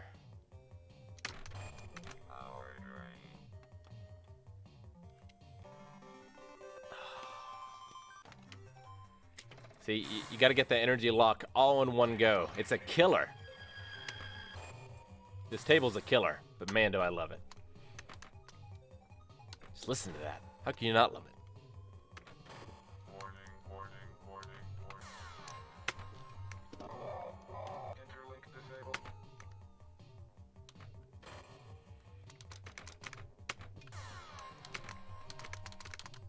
The Mass Effect collection's gonna come out soon too. I'll have to definitely have to stream that at some point.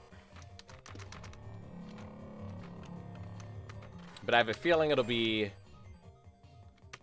whatever's gonna win this, and then Crisis Core, and then maybe the Mass Effect thing. But also, Psychonauts 2 is coming out at some point. I am super excited about that. Cannot believe we're getting a Psychonauts 2. Nice. Hades is amazing. God, it's one of the best games I've played. I would say in a long time, but I played a lot of good games recently. What was I saying? Also, Swery's new game, The Missing, I think it's supposed to come out this year. Maybe? I missed the Kickstarter, which makes me sad. Damn. I'm also very excited for that. Alright, that's enough of this.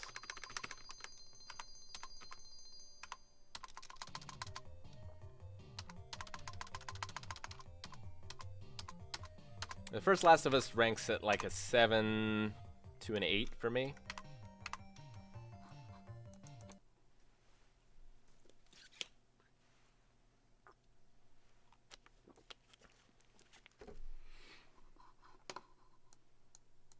Okay. Here we go. This is the other one that's set to free play mode at Pins, or at least it was the last time I was there. I am the Black Knight. You want to talk about some great music? But there's just something about Richie's designs. I'm pretty sure this is Richie. I don't know. It just doesn't. I am the Black Knight. It just doesn't speak to me. They have too much flow. What would be your dream pinball machine to own? Well, I own Gorgar, so that's great. If I were to get 5, I think it would be Gorgar. I think it would be the Dungeons & Dragons pinball machine. If I had all the money in the world, I would get Medieval Madness, but that's a really expensive one. I would get, is it Mars Attack or Attack on Mars? We'll play that one a little later today. And then I don't know about the 5th one.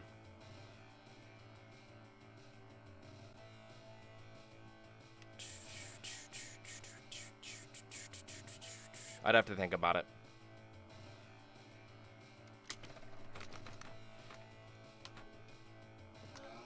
And I also haven't, I haven't played all the pinball machines by any stretch of the imagination. So maybe my favorite is one I haven't played yet, which is an exciting prospect.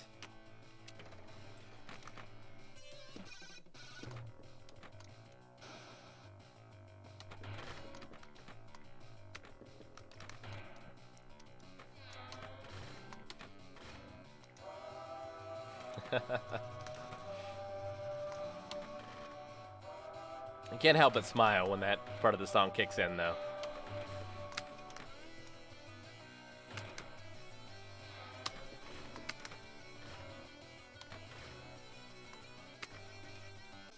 Can't itch my nose for this one. Oh, maybe I can. Okay.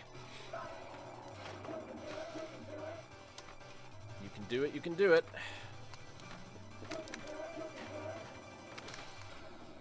Ah, okay.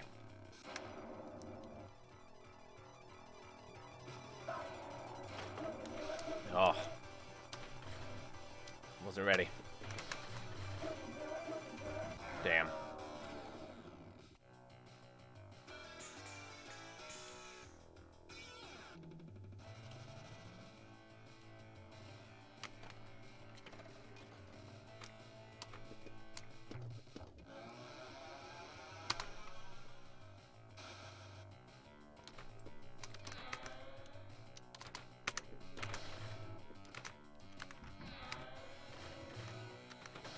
Number 5 might be Bride of Pinbot, maybe. We'll get to that one today, too. That one's one of my absolute favorites. Like, if I was able to have a small collection, I'd want to have some variety in the themes, too. Oh, I didn't put Space Station on that list either. Damn. Damn, I don't know. It's too hard. It's too hard to choose. Tales of Arabian Knights is also great. As is Theater of Magic. I don't know. What pinball machine would you recommend to someone who's only ever played Microsoft XP Pinball?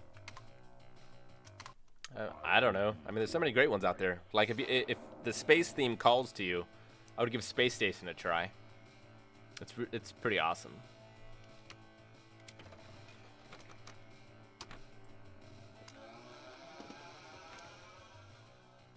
Just depends on like how complicated you want it. Because Space Cadet had like, what, 5 different goals, I think?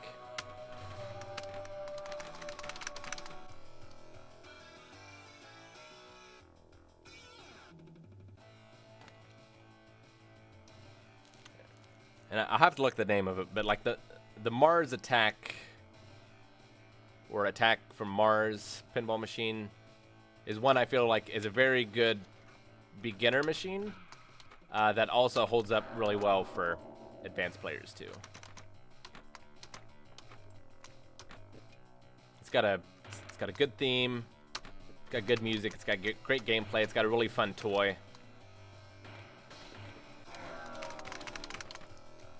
Like, that's the one I can see appealing to the most people.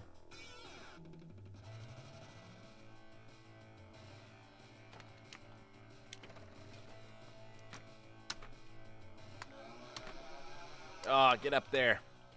Get up there. Nice. Get up there.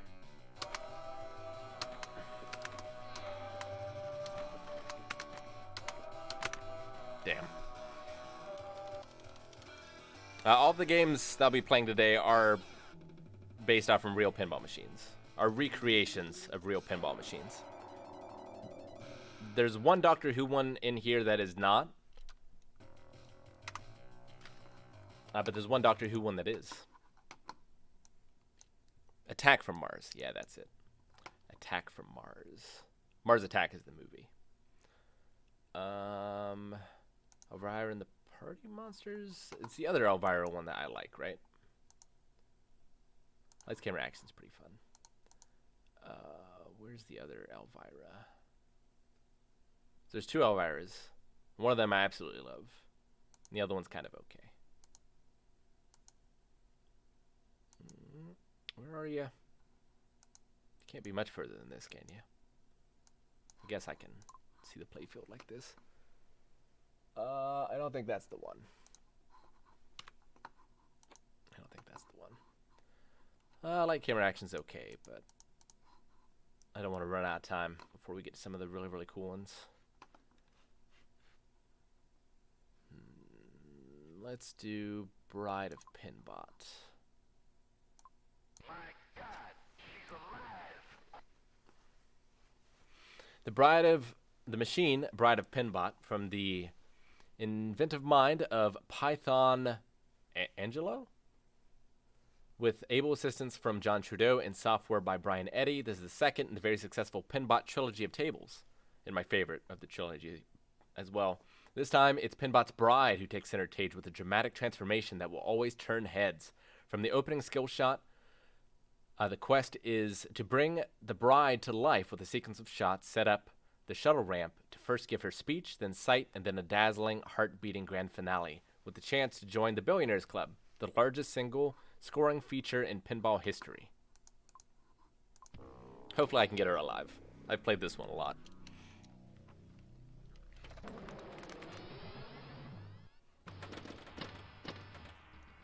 Oh, okay.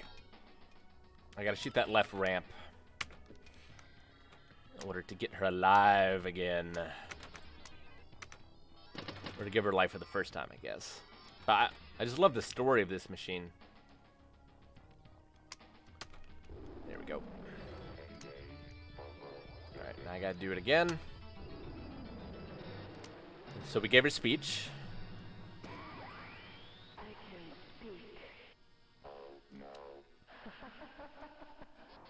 And then it turns over, now we gotta give her sight. Oh, it's so cool.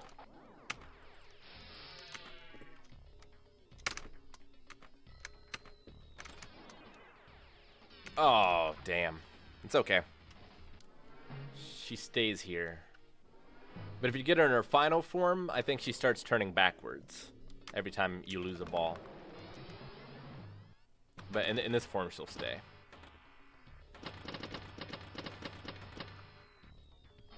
Okay. Hit the ramp. That's not the ramp. There we go. I gotta get it again. Nope. Actually, I gotta light it first, don't I? There we go. Oh, damn.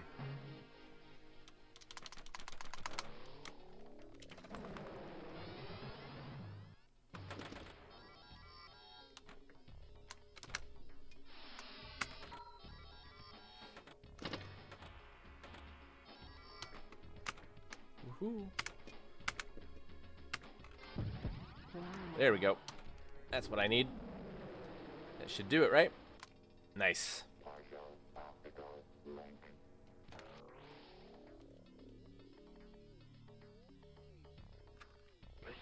Welcome, SG. Don't be nervous to say anything in Discord. It's a friendly place. It's everyone but Aaron. Whoop-bam! Yeah, optics activated.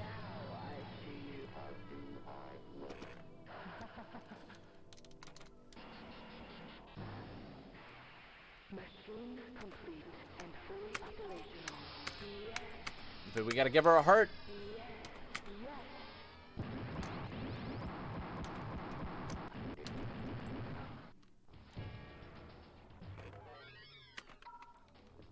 Oh, don't die, don't die. Come on, get up. Ah, damn. I know. I'm sorry. I always feel so bad on this machine. She's so close to life.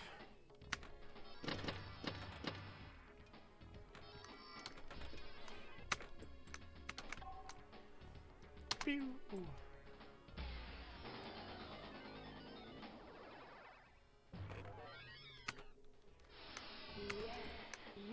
Ah.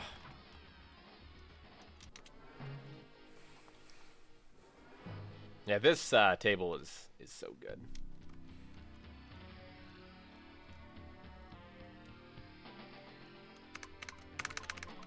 We'll play one more time. That's the way it should be. Go from R straight to A.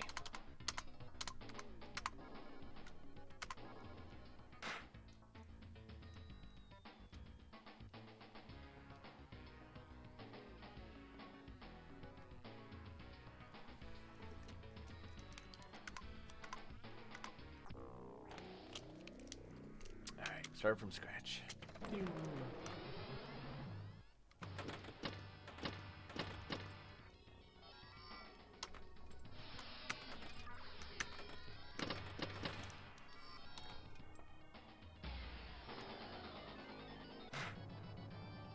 Oh, nice. That's good luck. Extra ball. Alright, gotta hit the ramp again. Get her vocals.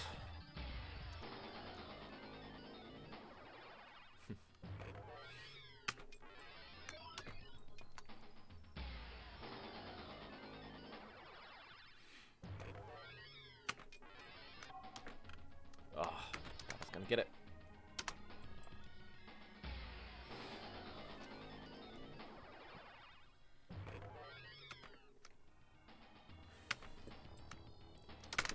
Woohoo! Okay. A little worried. I can speak. Oh no.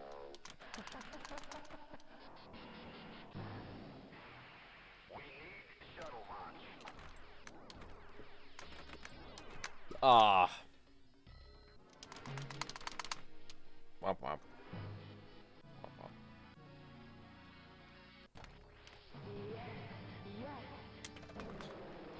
Had the free ball though. Oh, get up there.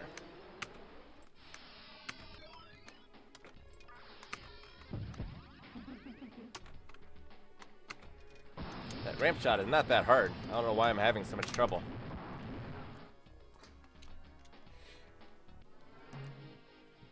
I'm good, the Canadian. How are you?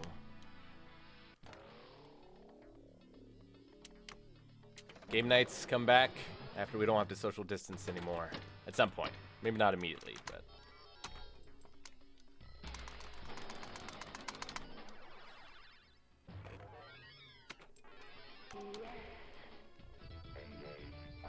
Alright. Hit it again. Maybe I should blame this keyboard. Maybe that's it. This is a cheap-ass Dell keyboard. But I can usually hit that ramp like nobody's business. Not today.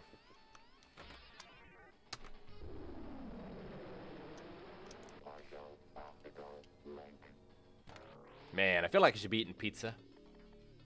At like a pizza parlor, eating pizza, playing pinball. Actually, I'm not hungry. I made some sliders for lunch. And I don't think I'll eat anything for the rest of the day.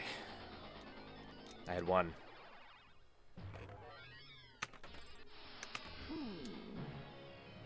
Got it. Now I see you. How do I look?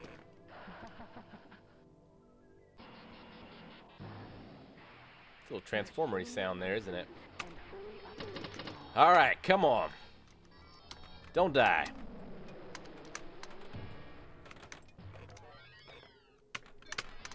Get it up there. I got the other one up there pretty quick last time.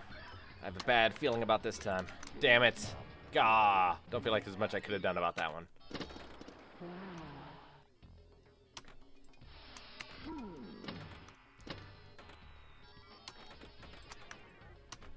it is.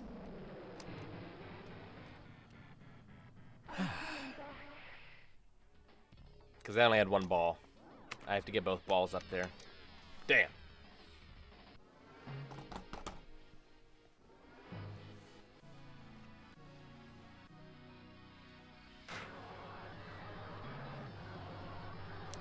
This one's great, but there's a lot more to see. So I think we'll move on. But yeah, this is... Oh, never mind. Guess did I get another free extra ball in there somewhere? Or did I just lose count? It's not good. It's not good. Figured I would have had a ball save. I guess not, huh?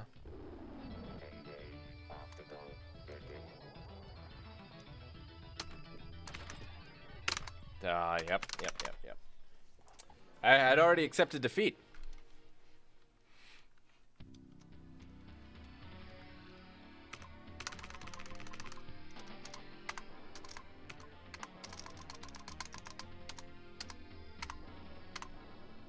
Okay.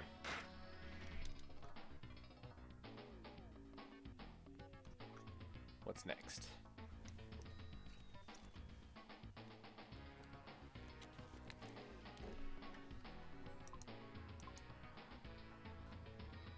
So of those games in my bracket, what's your favorite? We got Ocarina of Time, Last of Us 2, Disco Elysium, Berserk Band of the Hawk, Super Metroid, Metal Gear Solid 5, Uncharted 3, Ghost of Tsushima, Final Fantasy 7 Crisis Core, Tomb Raider 2013, Bloodborne, Sekiro, Nier Replicant, which you could just say the original, Jedi Fallen Order, GTA 5, and Undertale. Did the stream go down? I thought people were saying rip because I died.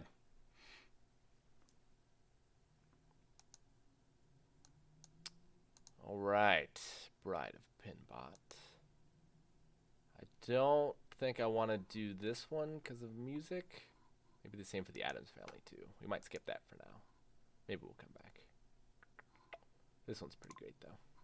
Black Rose.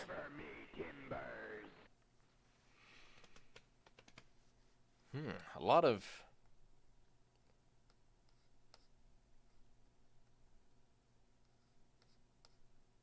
of differing opinions. Black Rose was designed by John Trudeau and Brian Eddy, who also worked together on the Williams classic, The Machine, Bride of Pinbot. This table gives you landlubbers the chance to live the life of a pirate on the high seas. Enter the Pirate's Code for multi-ball and a chance to find hidden treasure. Spiral your way to an extra ball on the whirlwind ramp and collect torches, gunpowder, and cannonballs to open Davy Jones's locker.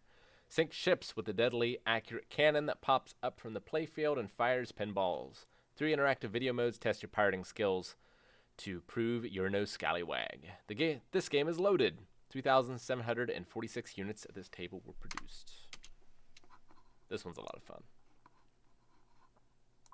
I'm Black Rose, Queen of the High Seas. All right, we'll try to get the cannon. It's been a while since I played this one. So I don't really remember what to do. I'm just gonna shoot at the things that are lit up. Try not to die. Do.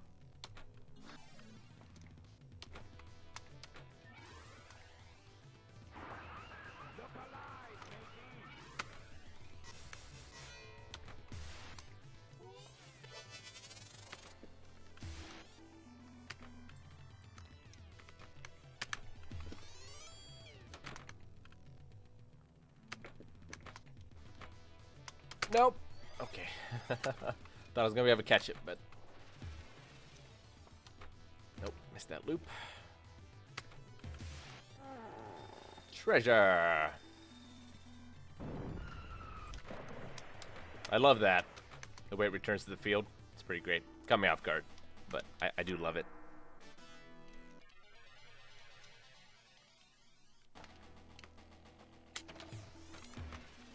I'm gonna keep playing this one until I can get the cannon. Might even have to look up how to get it, because it's pretty awesome.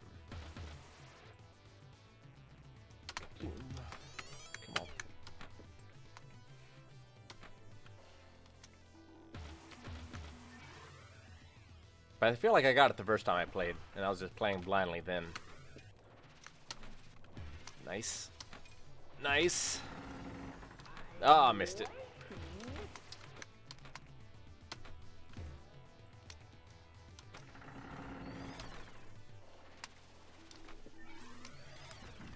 Damn.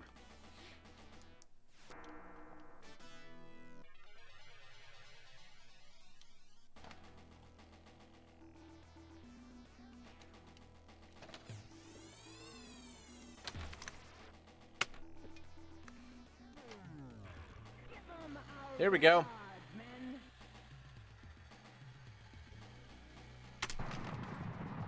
Got it.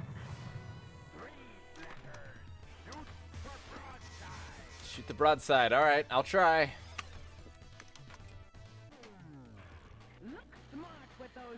Video mode. Oh, I missed.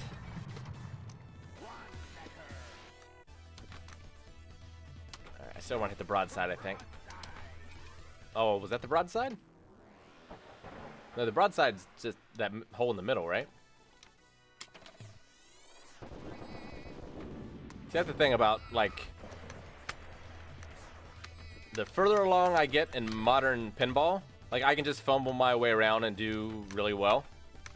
That's why I like the older ones more often, because you really need to, like, plan your shots. But like this one, I can just kind of fumble around and you just get it by accident. Oh.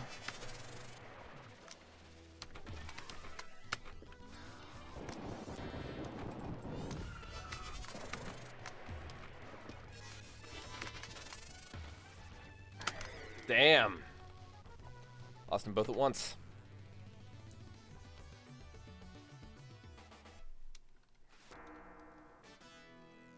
Yeah, there are 2 pinball companies still making machines.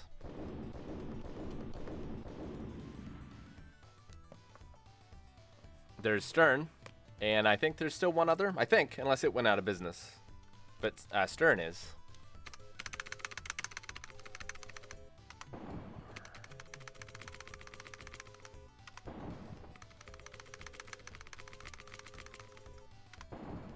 Alright, that's enough of that one. It's good.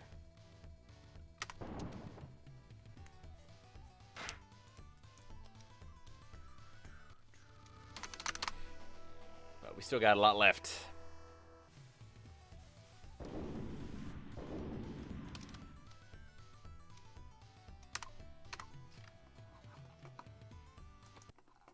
Her outfit's a little ridiculous. And that back glass. All right, where are we at? Can't play the Doctor Who, probably. Could probably play Fishtails, though. Yeah. Well, you're not gonna eat that, are you? Not a big fan of the theme on this one, but it plays good. Fishtails, 1992, is another great game by Mark Ritchie, designer of other Williams tables such as Taxi. Featuring a fishing theme, this table has many fun modes and features, including a high-scoring multi-ball mode and the challenge of catching monster fish. Unique features including a rotating fishing reel used to lock balls for multi-ball, a boat on the playfield with 2 ramps, a fishing rod-shaped plunger control, and an animated fish on the back box topper. The flippers on this table are 1/8 inch shorter than the standard Williams flippers. Play Fishtails to catch them all, hook, line, and sinker. 13,640 were produced. I played this one in real life.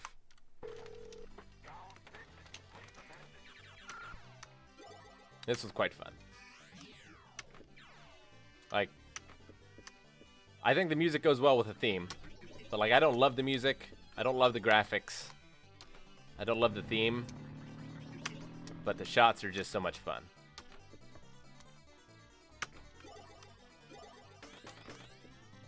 I've done quite a bit of fishing in my time.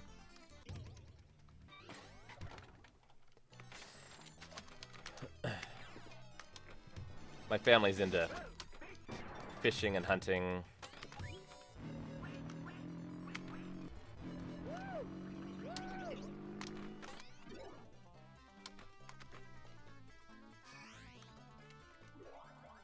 I just can't fish Anywhere where I can't see the shore. Because I can't imagine how lost I would get at sea.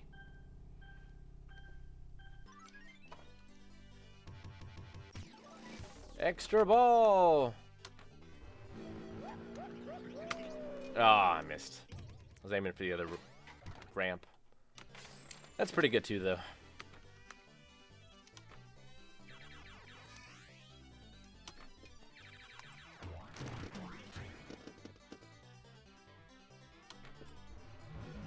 Alright, come on. Go get it. Lock that third ball.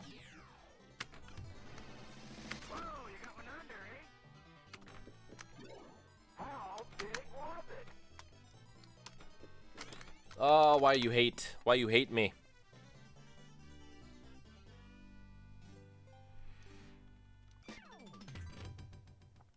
Caught your Robert Heinlein reference the other day. I read Strangers in a Strange Land a few years ago. Really liked it. It's a great book.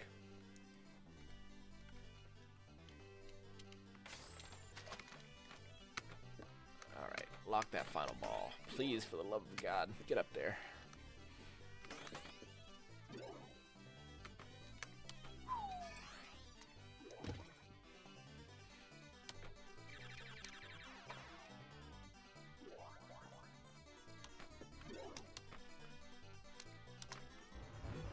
All right, here we go. Nope. The big fat miss.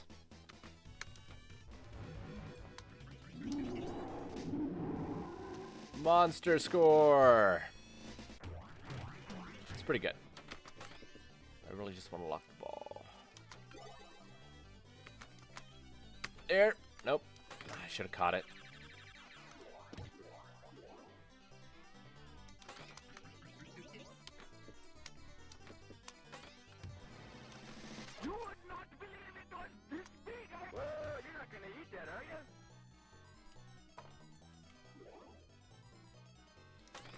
Oh, there it is. Woo! Multi-ball.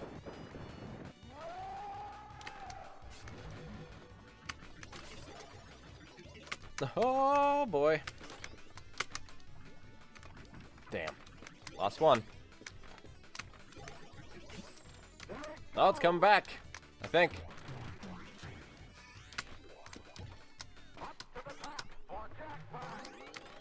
What did it say for jackpot? Ooh. Oh no. Okay, the third one just went back into its spot, I guess, huh?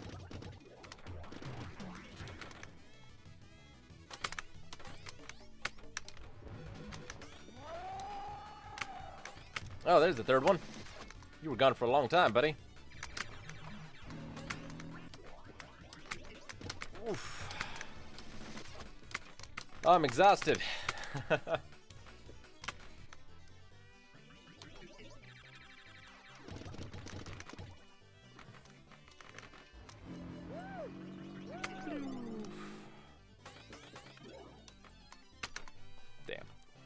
We like the idea of The Witness is the only Heinlein book I've read. Any others you suggest? I don't think I've read any others. I'm not a big fiction guy. I usually read like history books when I'm reading. If I do read fiction, it's usually short story stuff or poetry.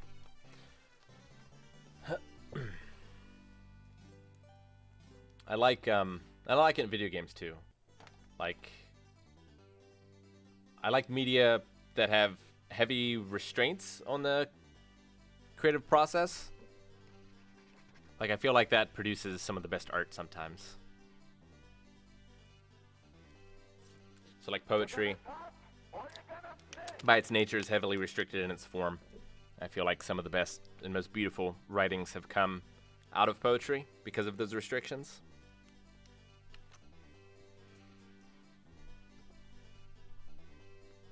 It's like Jaws, the movie, right? Like, they couldn't show the shark, but because they didn't show the shark, it's a much better movie for it.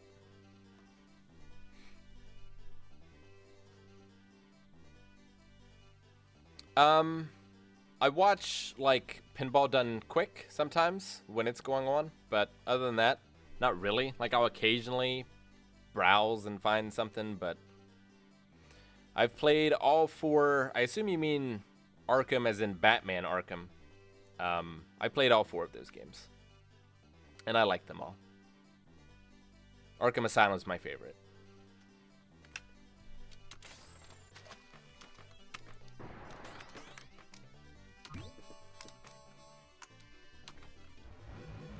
Like, speaking of The Last of Us, I think The Last of Us does a good job of an apocalypse and, like, filling you with that dread and that sense of despair. But I think there's a little game on mobile called A Dark Room. That's what it's called, right? I have it right here. But it is purely text-based. And I think it fills me with a greater sense of all the emotions that Last of Us does, despite using only text. It is called A Dark Room, right? Yeah, A Dark Room.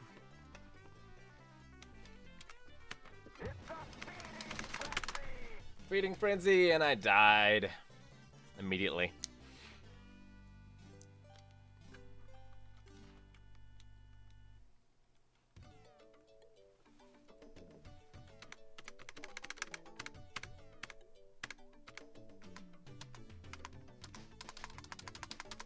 That was decent.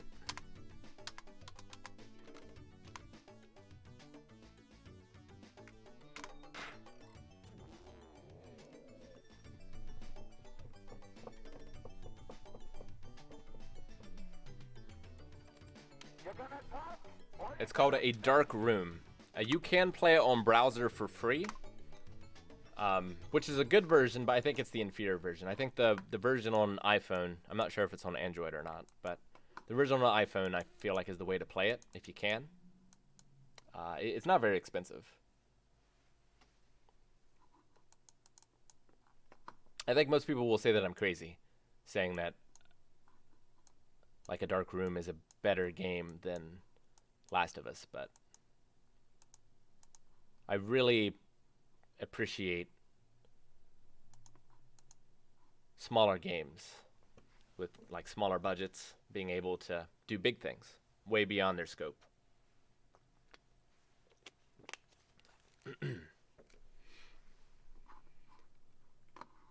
All right, now does Dracula... I really like Dracula, Bram Stoker's Dracula. I'm trying to remember if it has the... I don't think it has the theme song. I think I would be okay to play it on stream. I think so. I might come back to it. Judge Dredd should be fine. It's based off the comic version. I always think I'm going to like it more than I do. I think it's probably because I haven't read the rules and I don't super understand it. I do need to play Life is Strange 2. I should stream that at some point, maybe too. Judge Dredd was designed by John Trudeau. His name's coming up a lot today. Was part of the Williams Midway Super Pin line of wide body games. That's why I don't like this one, because it's a wide body. I remember now. Based on the comic series 2000 AD, players take control of one of the most respected and feared lawmen in Mega City 1, Judge Dredd. Their challenge is to patrol the streets while apprehending criminals, defending justice. The playfield is loaded with features including the rotating Dead World Planet, triple-deck wire-form ramps, and a magnetic robotic arm that picks up the ball. It's the only Super Pin to feature Super Games, which are 4 additional multi-ball games that can be played with additional credits. But yeah, that's why I don't like this one. Although, it is one of the wide bodies that I like the most.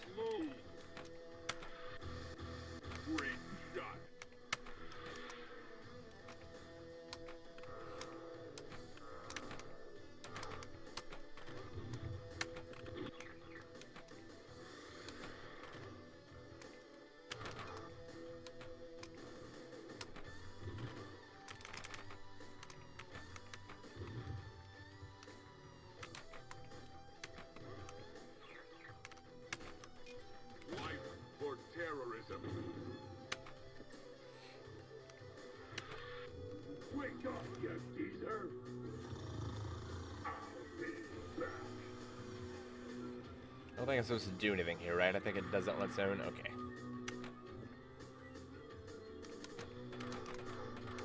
Oh, no, no, no. Oh, I almost made that shot. That's a shame. I was trying to get the pursuit ramp. There we go. 90 years for kidnapping, 18 years for assault, 35 years for arms dealing. It's a good voice for Dredd.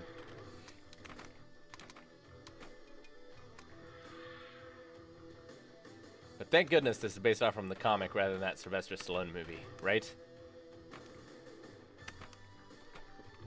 Ah!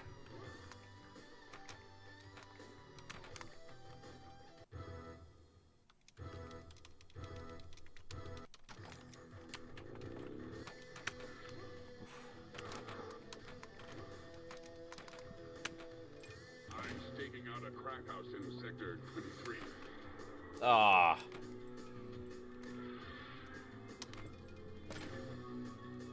Alright, get up there. Get up there! Up there! Shoot right ramp. I know, I know. Trust me, I know.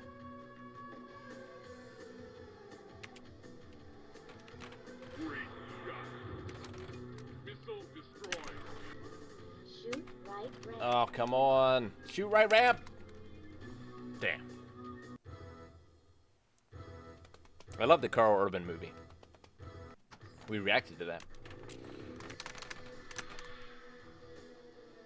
Wow, I was there while it was being reacted to. I had already seen it.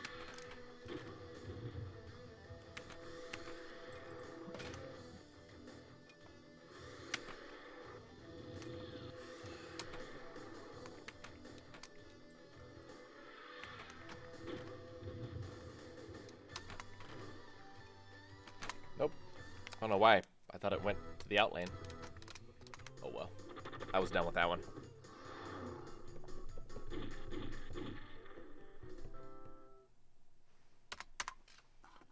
I am the law.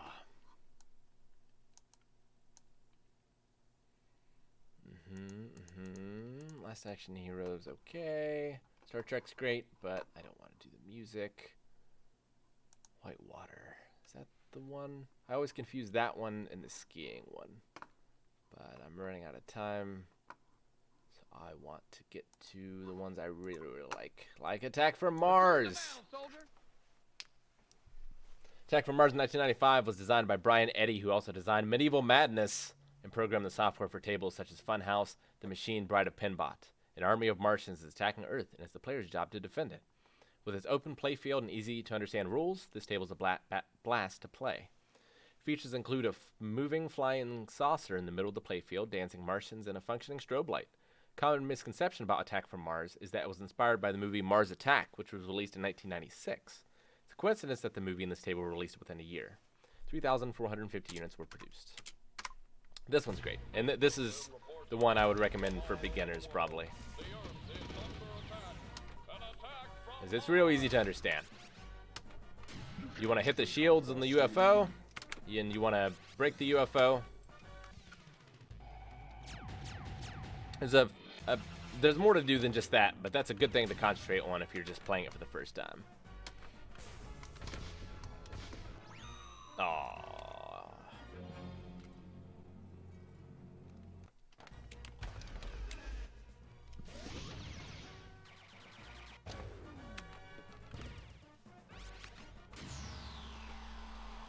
Now we gotta hit the UFO.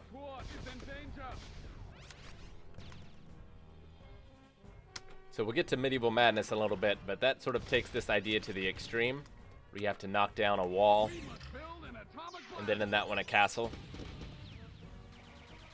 That machine has way more going on than this one. But this one's great. Alright, I just gotta hit one more time! One more time. I think it stays down, though. So I think I have another shot? Yeah, I do. Just gotta not lose. Not lose the ball. Come on.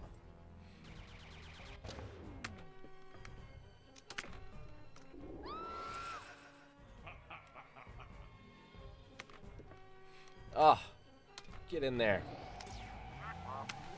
There it is. Isn't that awesome?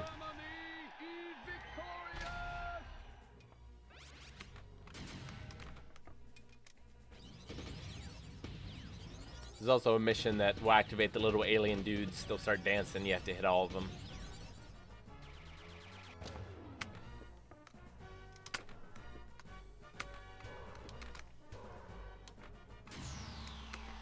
Already opened up.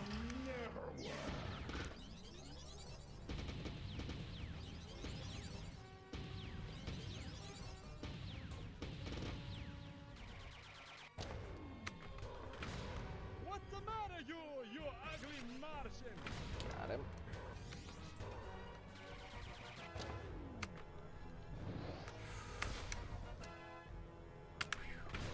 Take it after your faster head. Oh, come on. Come on.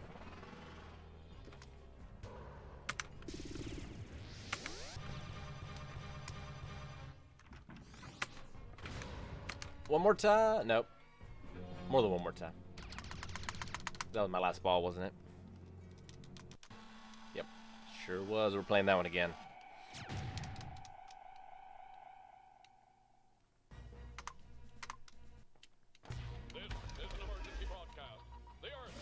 I don't like the push button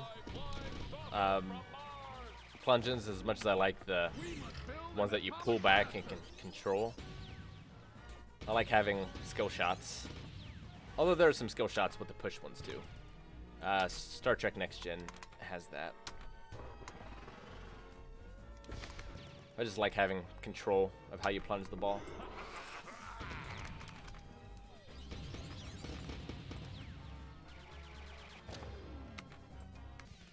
All these machines are set to free play, so there are no quarters.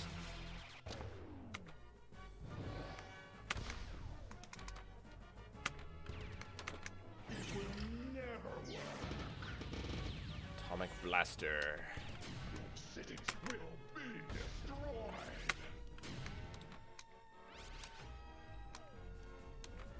Oh no.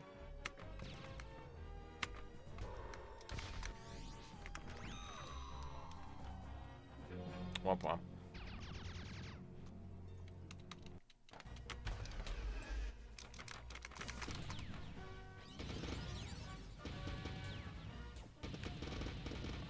Look out, Martian! Alright, here's the Martian attack. Now they're dancing. Look at him dance. Gotta shoot each of them. Got one.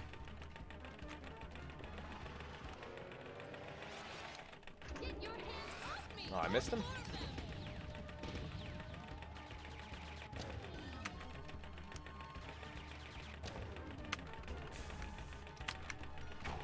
Got two. Ah. A shame. That one doesn't carry over between balls, so you get one shot at that one.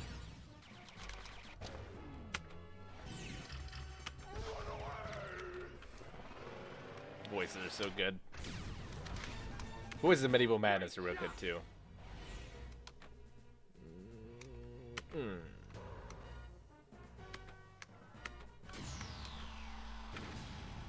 Oh, clip through that. The Martians are destroying the Apple Tower. Hear that French? Save me, save me. Save. I'll shoot center. Damn. I looked up to see what I was supposed to do, and it got me. That's a shame. This one's one of the best.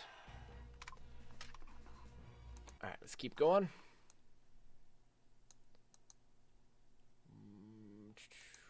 Where were you? Here. Quite like Big Hurt, but I think I'll go to Theater of Magic. The theater awaits. Theater of Magic, 1995, designed by John Papa Duke. This spellbinding theater of pinball magic is one of the highest rated tables of all time, and a favorite with pinball players both young and old. The dazzling array of unique features, players discover the wonder of the Magician's Trunk, where balls can levitate and disappear, the power of the Spirit Ring, a mysterious trapdoor leading to a haunted basement offering a host of surprises, an amazing mirror that seems to be an impossible extension of the playfield, and a quest to master 8 different mesmerizing illusions. 6,600 units of this table were produced. I love this one. Welcome to the Theater of Magic. Rick, do you have any shows you really miss reacting to? Can't wait to come back. Cobra Kai season 4 is definitely one of them for me. It's not really a season, but I really would love to do Steins Gate 0. I loved Steins Gate. The theater awaits. Theater awaits. Any others? I would like to do Promised Neverland season 2. I really like the Promised Neverland.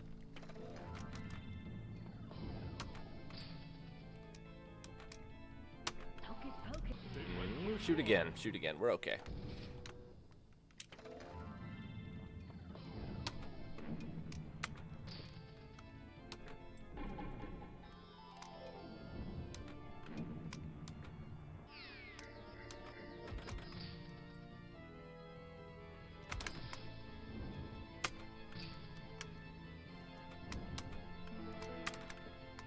Ah, damn. Witcher? Yeah, Witcher. Castlevania? I want that to come back.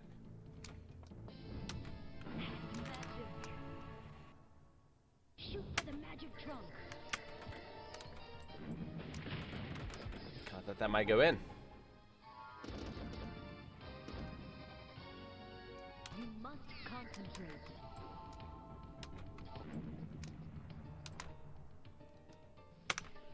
You have the magic. I don't feel like I have the magic. It is within you. Can't make that shot. You have the magic. Oh, did I miss my shot? Yeah, I did. Damn. Oh, we don't have that much trouble. It's been a while since I've played, though. To be fair.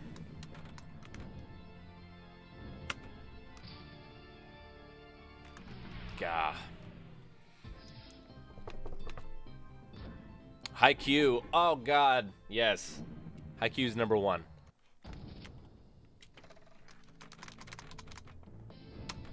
I'm most excited for it to come back. Go for the center. Magic. Lock is lit. Go for the center loop. Center loop. Okay. Is that this? The rope is breaking. What am I supposed to do? Which one? Center loop. The center loop? Oh, I'm not gonna make it. And I'm dead. Womp womp, womp womp womp.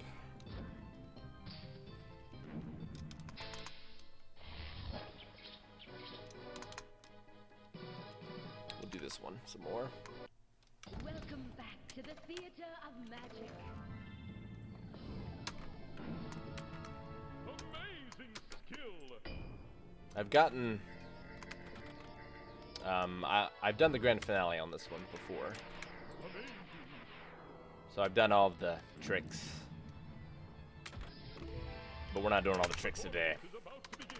Shoot for the magic trunk. Okay. Get that trunk. The basement is full of There it is. Hack magic. Shoot for the magic trunk.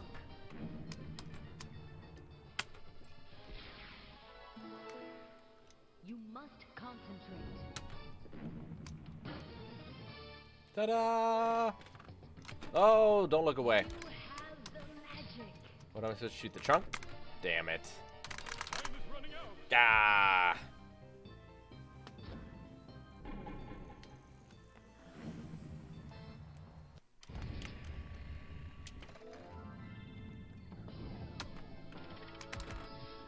It's blocked.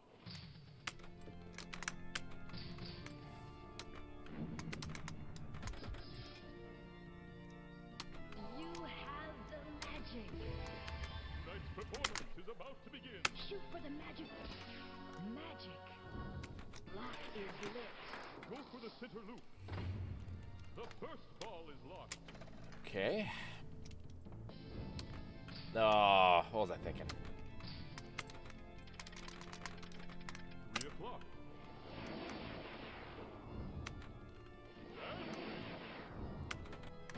You have the magic.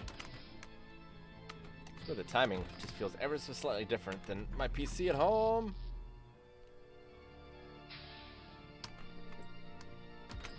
The basement is full of wonders. Oh, get there. Ah. The second ball is locked. Alright, now this is cool. If I can get it there. Of course I can't. Of course I can't. If I get at the box again, Hocus pocus. you'll see some serious shit. Into the trapdoor. There it is. Bam! Magnets. How do they work?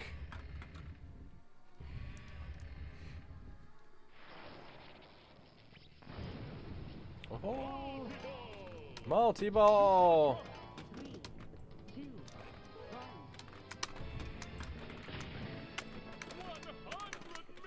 1. 100 million. 100 million. Ooh. Okay, I gotta hit the box, right? Ah, yeah. Huh.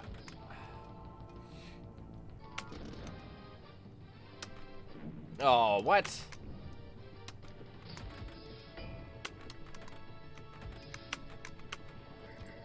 I should be catching them more. Much easier to control that way. Damn.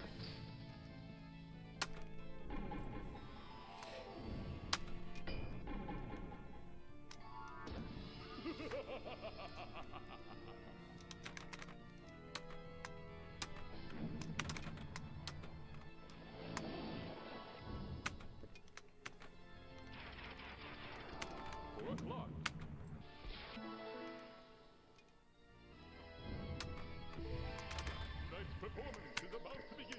Shoot for the magic trunk. Who can guess what pinball says? Shoot the pyramid.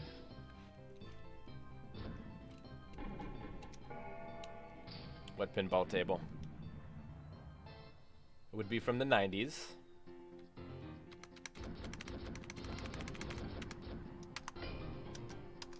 I'd like to play this one more, but we still got a few really good ones.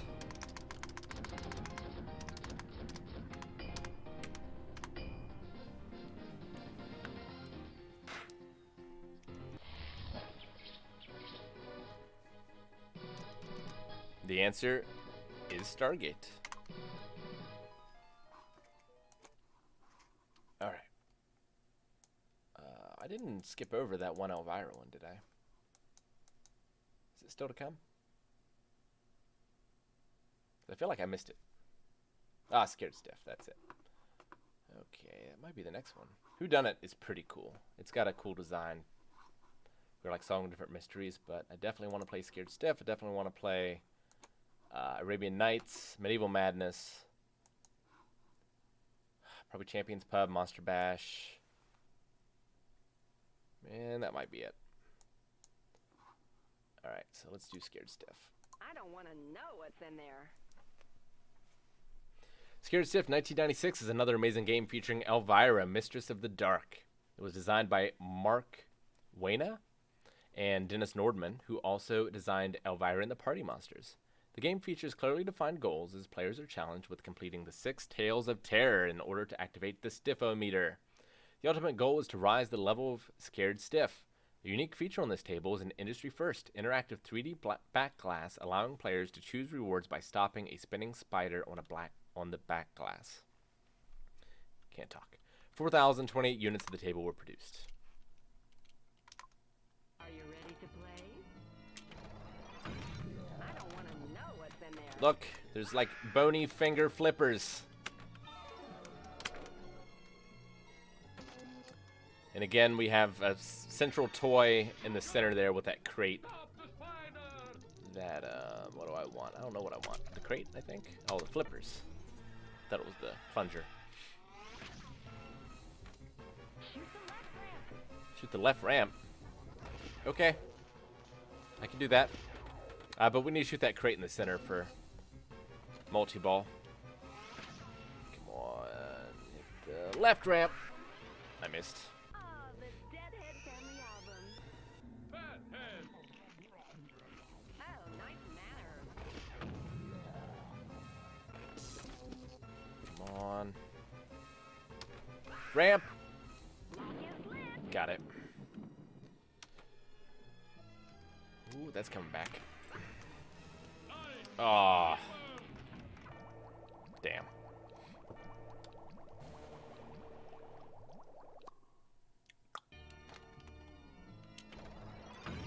Better be careful. Lock the ball. Ah.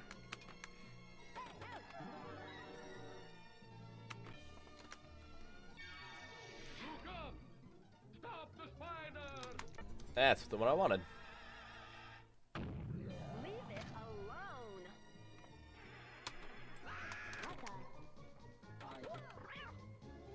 I'm warning you.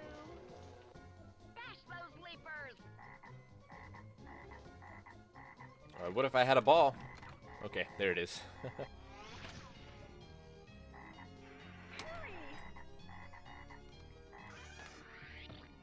All one, capture. Ah, this table's so good. Demons. Zombies. Taxi drivers. Oh, okay. Yep. It'll come back.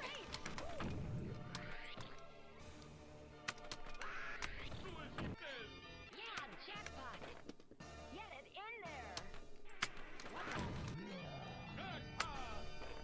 Hurry.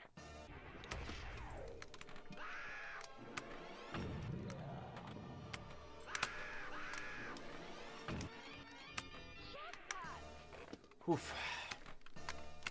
Ah. Oh, it will still shoot again? Damn.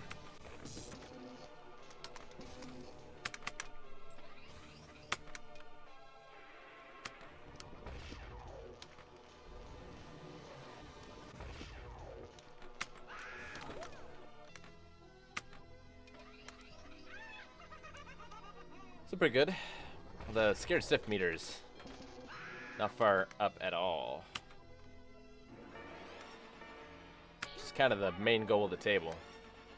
I've gotten scared stiff before. Hit that ramp all day. Get the extra ball. Maybe not all day. How do we get the extra ball? Is it this? Nope. It's not. What do I want? I'll get that.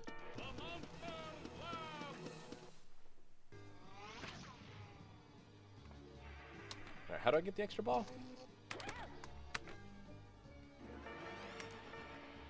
Is that eyeball up there?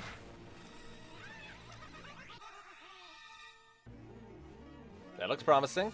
Yeah, that's it. Okay. Nice. Alright, back to the crate. That's not the crate. Or that.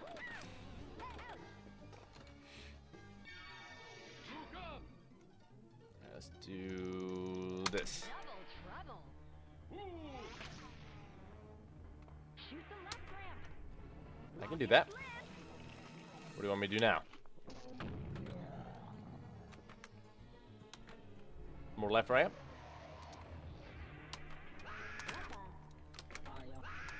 Ah. Sorry, we got the extra ball.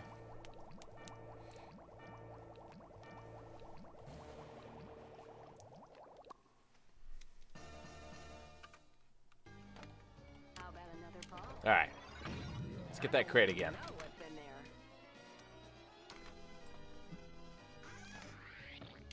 Ball two capture. One more for multi-ball. One more for multi-ball.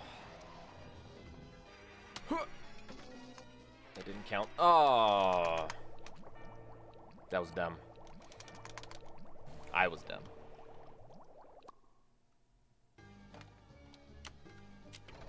All right. Oh, man. I am so close to an extra ball, too.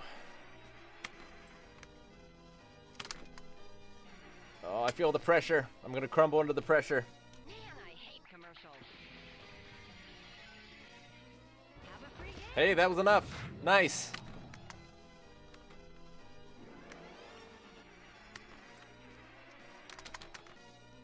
Ah! I'm not gonna play the village demo. If anything, I'll just play it when it comes out. But preferably, I'll have Aaron play it first. And ask him whether or not he thinks I'll like it, because I did not like 7.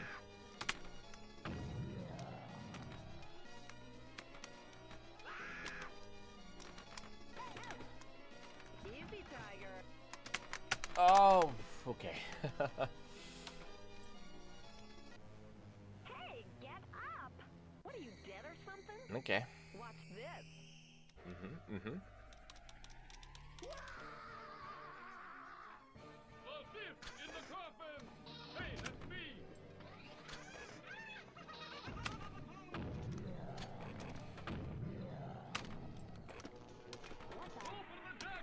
I don't know what I'm doing wrong, but that scared stiff meter is just not going up at all.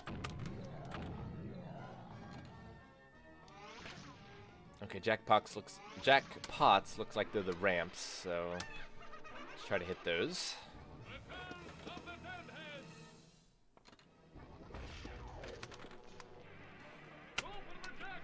I got one. Oh, I'm gonna lose it. I lost it. At least I got one jackpot. There it is. Turn out the lights. It's time to get scared stiff. Okay, well I did get it up there. I swear I didn't see the lights. Turn on the stiff-o-meter. This'll scare the pants off you. Alright, shoot the lit shots. So we got the 2 ramps, and we got the box. I think I can handle that. Nope, missed that ramp. Missed it again! Oh god! I choked!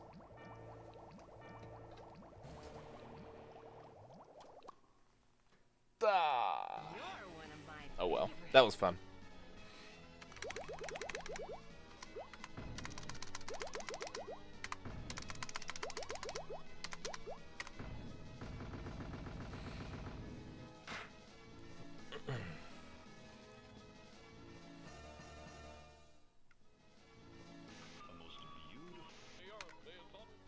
Tell me more.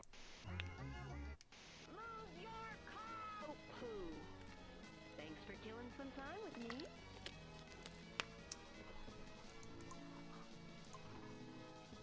Back it up. Alright. Where did we leave off? Arabian Knights. This used to be the free one that came with Pinball Arcade, but I think it's Frankenstein now.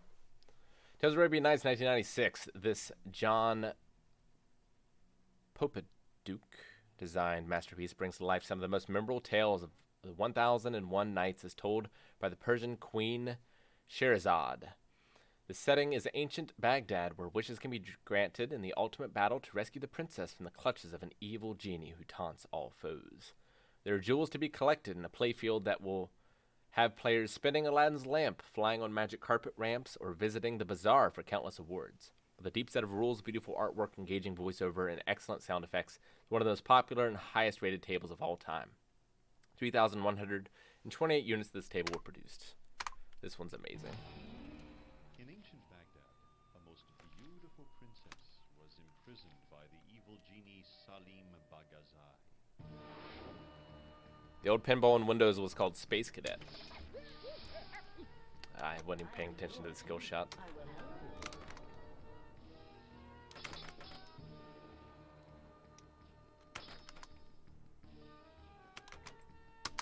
Great shot.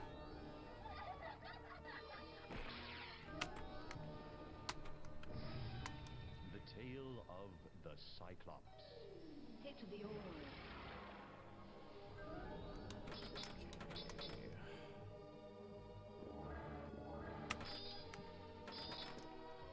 Alright, orbs. There's one over there on the left.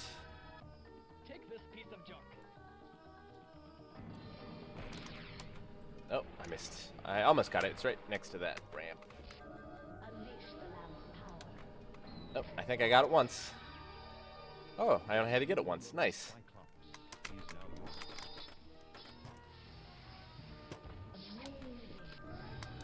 Story 2. Greetings, Oma.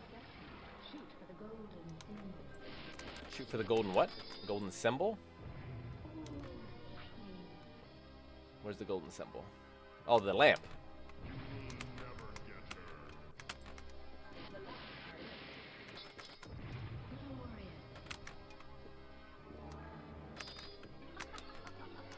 Come on.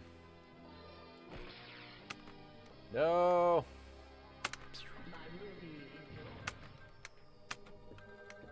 Is that enough? I'm still shooting the lamp, right? I'll shoot red targets. Okay. Red targets. Man, I don't see any red targets. Except for the lamp, I guess. It's red on the base.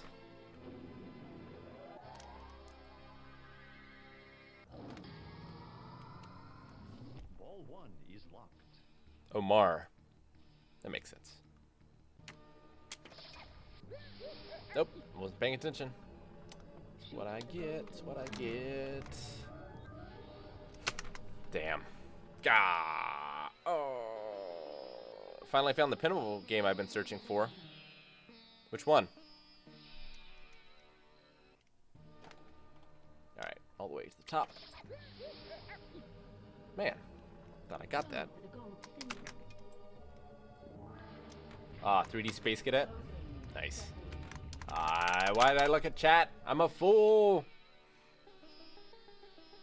See you, Skywalker.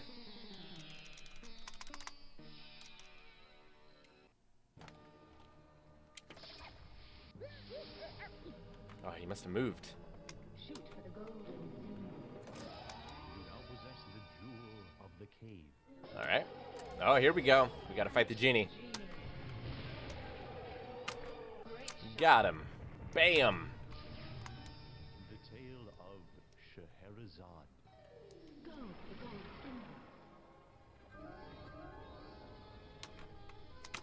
Oh, God.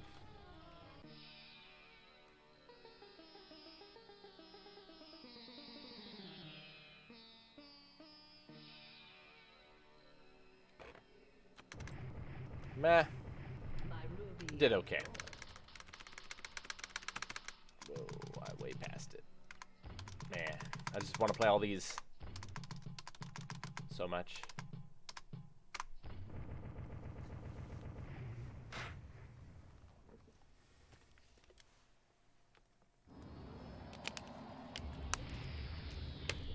I think this is one of the few games I could play for 24 hours and not break sweat.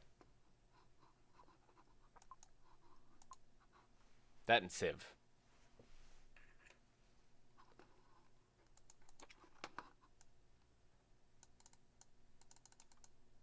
All right. Renewable Madness.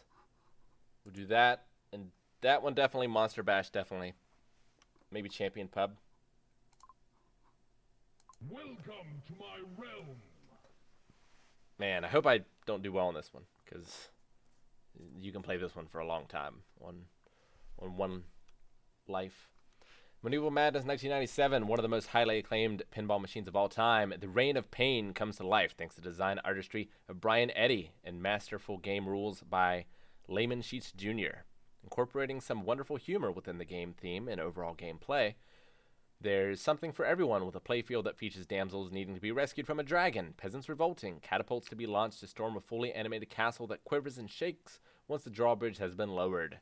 Add to this trolls that pop up from under the playfield and able assist from Merlin's magic, and this is one pinball fit for a king or even a queen. 4,016 units were produced. I am the king of pain. Defend yourself. Favorite Civ game is Civ 5. I haven't put enough time into Civ 6.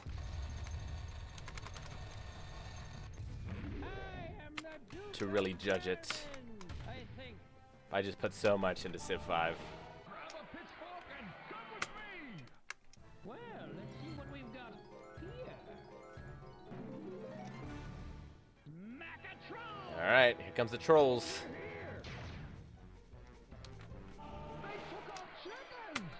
Oh, what? You son of a bitch, troll. Pinball Machine. I'll drink to that. There we go. I wonder how many times I gotta smack him. Oh, they're so dangerous is the thing. I really gotta shake it when I hit them.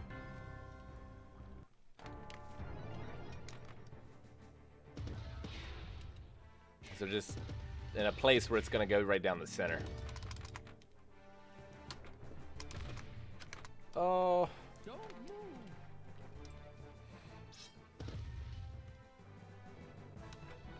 They took our food. Renewable Madness. There's a lot of different multi-balls in this one. Jackpot. Boy. Super jackpot.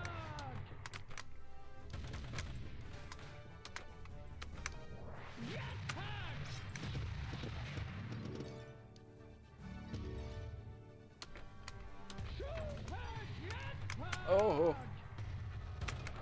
Oof. There we go. Get the castle. The castle doors still stay open. Damn it.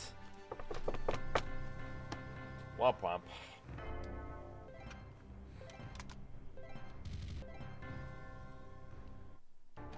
Won't stay open now, though. Oh, yeah, well, okay. I thought it did.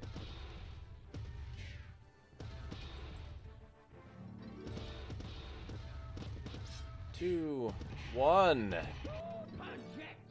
Nice.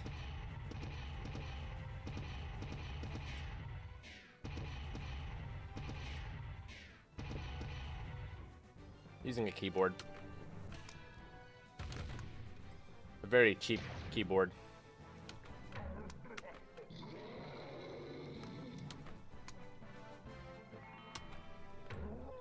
Ah.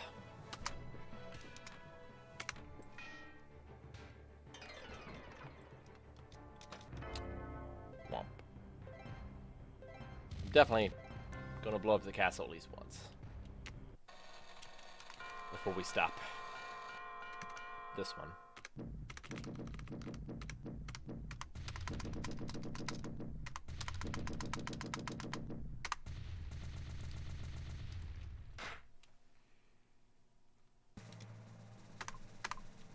All right, come on. It's a great day for jousting.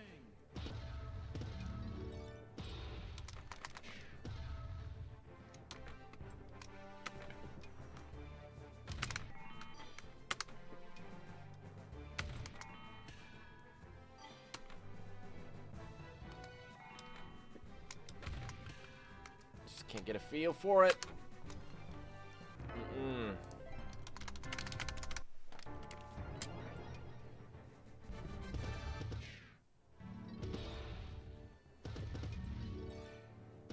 I do kind of wish sometimes that the ball would just come down, 'cause it can stay up there a long time. All right.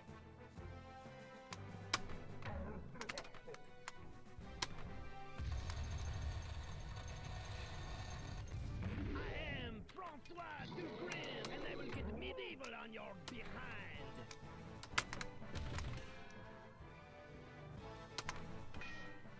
Catapult.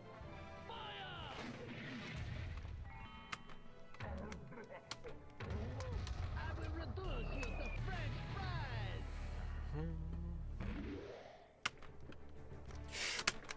Okay. You will remove that battering ram from my castle. Ah, thought I might snuck in there.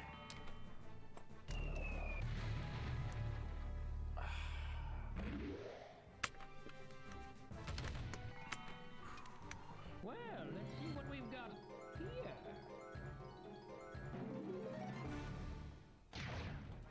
Okay, I'll take it.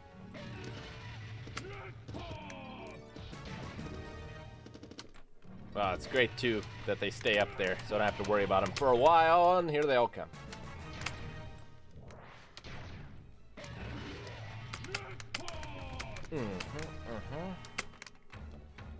There they went. Come on, just get in the gate. It's not that hard.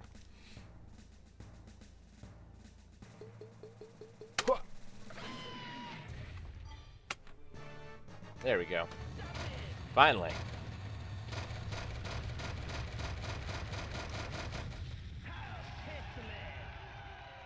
Should really just move that other keyboard over here.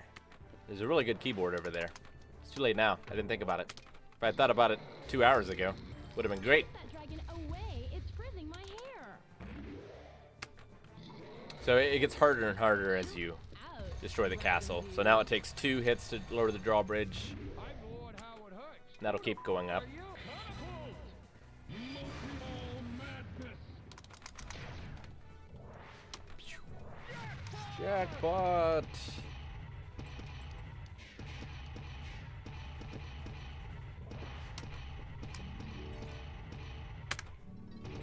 Ah, didn't quite make it. And I lost it.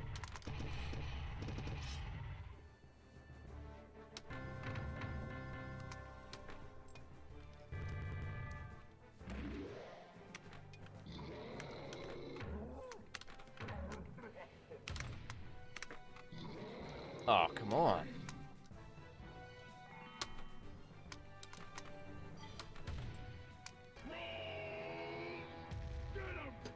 Well, I'm doomed. None shall pass. We really need to get him behind him. That's the key. Yeah, like that. Because then it'll bounce between them. It's much safer.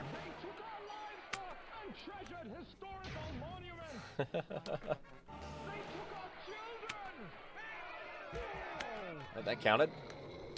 Should be one more hit, I think. Damn it.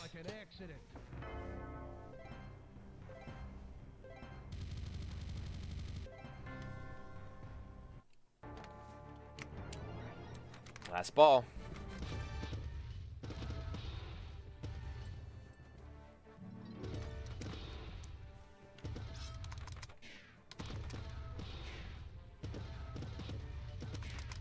He only had 1 hit left, too. Such a shame.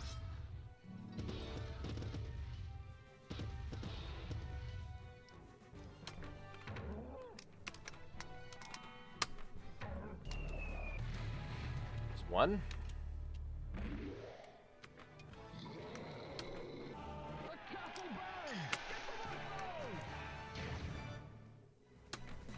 Nope.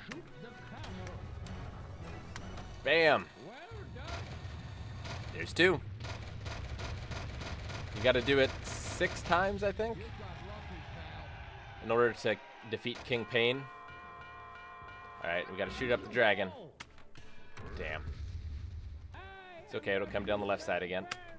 Ah. Alright, come down the left. Up the dragon.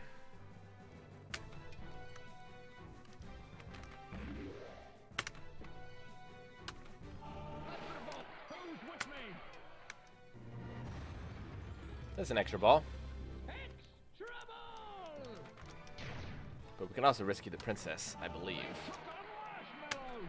But we gotta shoot it up the dragon ramp.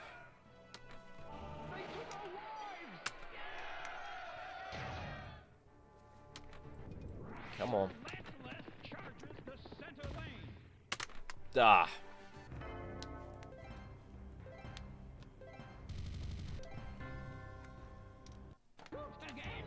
Alright, my last ball. I just want to get it up that dragon.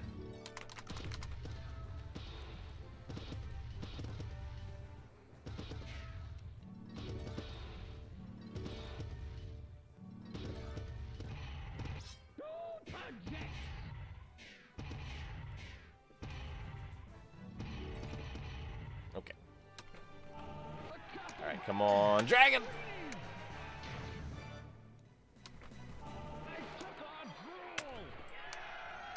No. All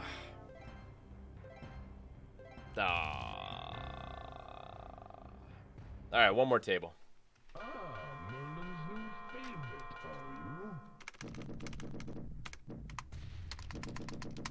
Still got top score though. I'll take it. Man, I don't don't know what my score at home on this is, but it's crazy. Okay. Let's look for the last one, the Monster Bash. It's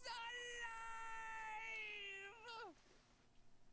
Monster Bash 1998 was designed by George Gomez. The goal of the table is to get 6 of the most iconic Universal Studio monsters to form a band, the likes of which has never been seen. If you can dig out the mummy, he'll dust himself off and plug in his bass. Dracula will fly out of his coffin, dying to sink his teeth into a mean guitar riff. The creature from the Black Lagoon will crank on his sax. Frankenstein will jump off his slab and jam on his keyboard. The Bride of Frankenstein will start to sing about her ball and chain, and the Wolfman will give you a howling drum beat. With the help of the Phantom Flip autoplay feature, you can let go of the flippers and watch the game complete your shots. 3,361 units of the table were produced. The creatures of the night. What music they make. Alright, so those pop bumpers up at the top is the mummy. Frankenstein's on a table up there. You can see him. The coffin has Dracula. No, please, not the moon. Creature of the Black Lagoon is the saucer over there on the left. I hope this monster is as studly as you, Doctor. So there's the creature. Get lost, Drac. I'm jamming with Muck. That's the bride. That's the bride as well. Love that minty formaldehyde flavor. Not bad for a corpse. That's the monster. Igor, you don't. This just gives you like various bonuses.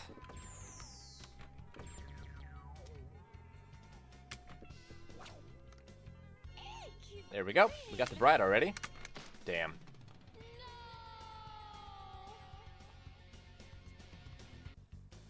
I think that still counts. But you'll see their instruments light up at the bottom when you have them. So she should be lit up now, I think. Unless I messed up. No, I messed up. Okay. So you have to activate that, and then you have to do something else. So the object is to get them all going together at the same time. Which I've done. But it's kind of tough. Nope. Nope, nope, nope, nope, nope, nope, nope, nope.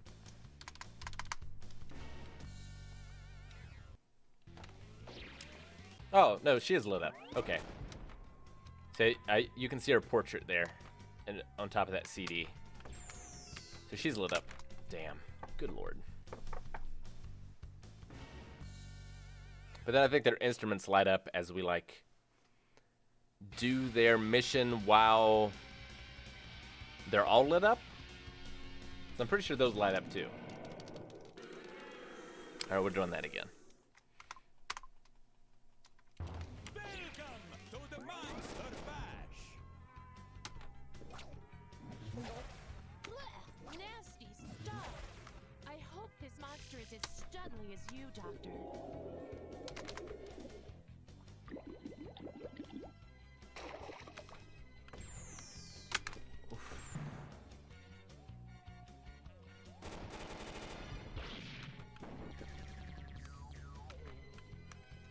Damn. Should have shook it.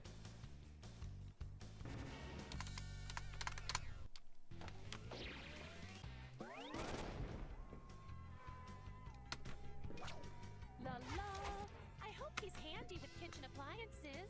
You can hear about how we're enjoying Naruto so far when we rank it on the podcast Thursday live at 3 p.m. Eastern Standard Time. I don't know if we'll get to ends this week, La la. but certainly next week.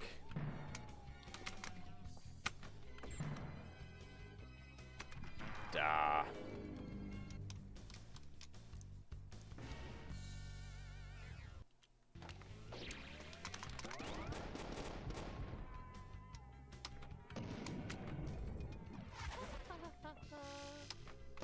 Look, Master, I'm armed. Nope. I don't know what I was thinking.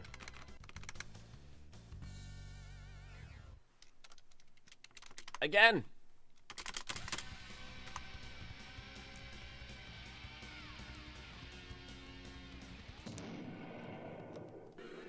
I don't necessarily want to get them all going. I mean, I do, but...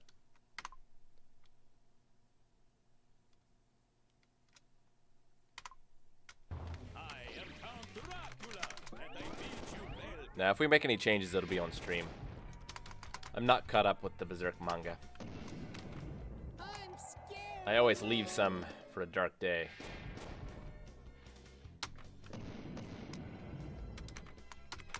Same reason I didn't watch the last 2 episodes of Cowboy Bebop for like 3 years.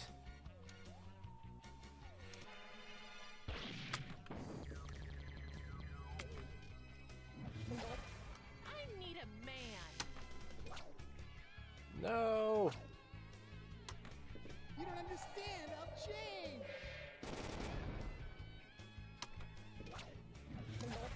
I just love that minty formaldehyde flavor. Okay.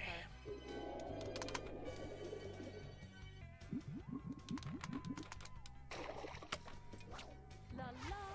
All the other girls will be green with envy. Is that enough? La la. Whoops. I'm starting to itch. All right, we almost got Wolfman. See, Master? Ah, there's Frankenstein. Oh, Dracula, it's all coming together. We're getting close on all of them.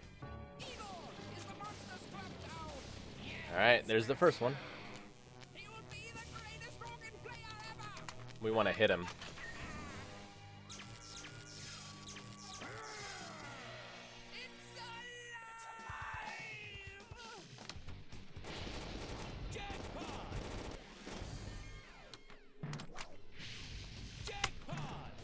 Hit him, hit him, hit him.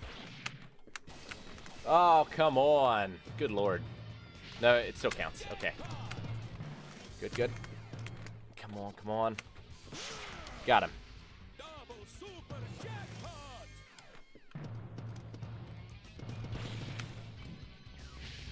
Jackpot! Double super jackpot! Keep hitting him. Super jackpot, baby! Super jackpot!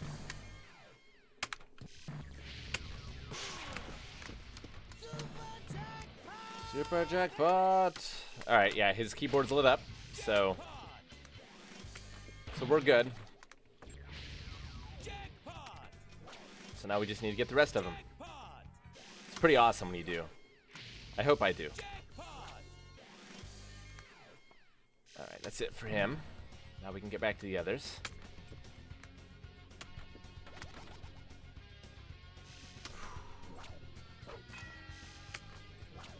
Come on, bride. Oh, okay, she's active. And now we got the mummy. That sarcophagus sucked.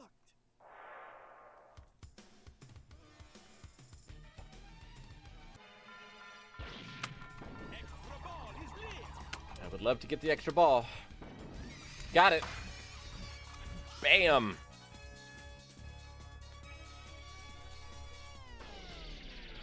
Extra ball! Damn right. Oh, did we get Dracula? Yep. Drac attack. Count Dracula, and you're not. This is the one I struggle with the most, I feel like. Wait, where is he? There he goes. Like he's supposed to be moving. Oh. There's one. Watch the family do. Baka. Much better game this time around, though. Shoot the game.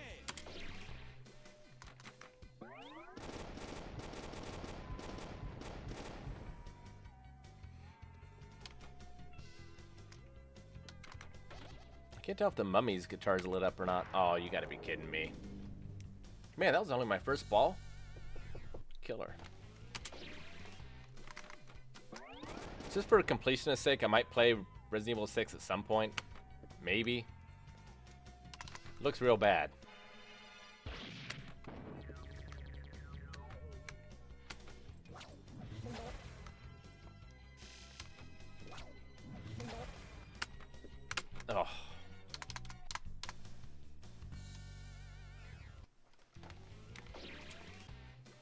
Last ball.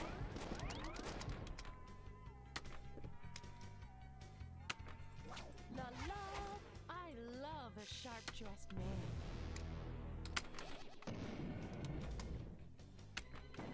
Alright, how do I activate Phantom Flip? That one I actually forget.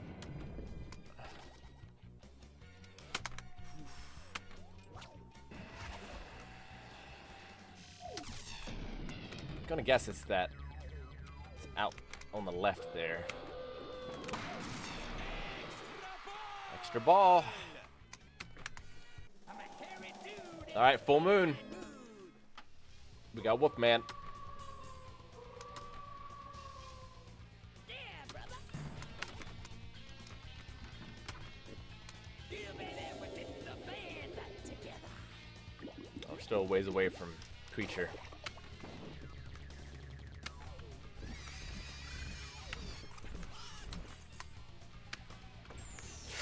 Bah.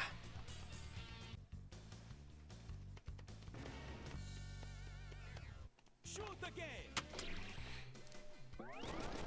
Alright, we're down to our last ball again. No, please, not the blue. Creature's the only one that's not lit. Let's try to light him. Yep, and fail spectacularly. Alright, I think that'll do it. It's a lot of fun. Man, I love pinball. We didn't get to see them all come out and play, but save that for another time. So if you haven't, make sure that you head on over to our YouTube channel under community posts and vote as to what game I should stream probably next week. And keep checking back because there's going to be new polls every single day, multiple polls a day. So get over there and let me know what you want me to stream. I'll be back next Saturday at 2 p.m. Eastern Standard Time. Ha. Whew. Good times. Good times. And Thursday, we'll be back doing our rankings of every show that we've reacted to. That'll be at 3 p.m. Eastern Standard Time on Thursday. So be sure to come back for that as well. Don't know why Aaron's streaming. He beat Pokemon. And I didn't ask him what he's going to stream on Monday. Thanks, guys. Have a good rest of your weekend. And I will see you all again Thursday, if not before. Miles Morales, that makes sense, yeah. He did say that. Should be good. I need to play that one myself. Alright, guys. See you later.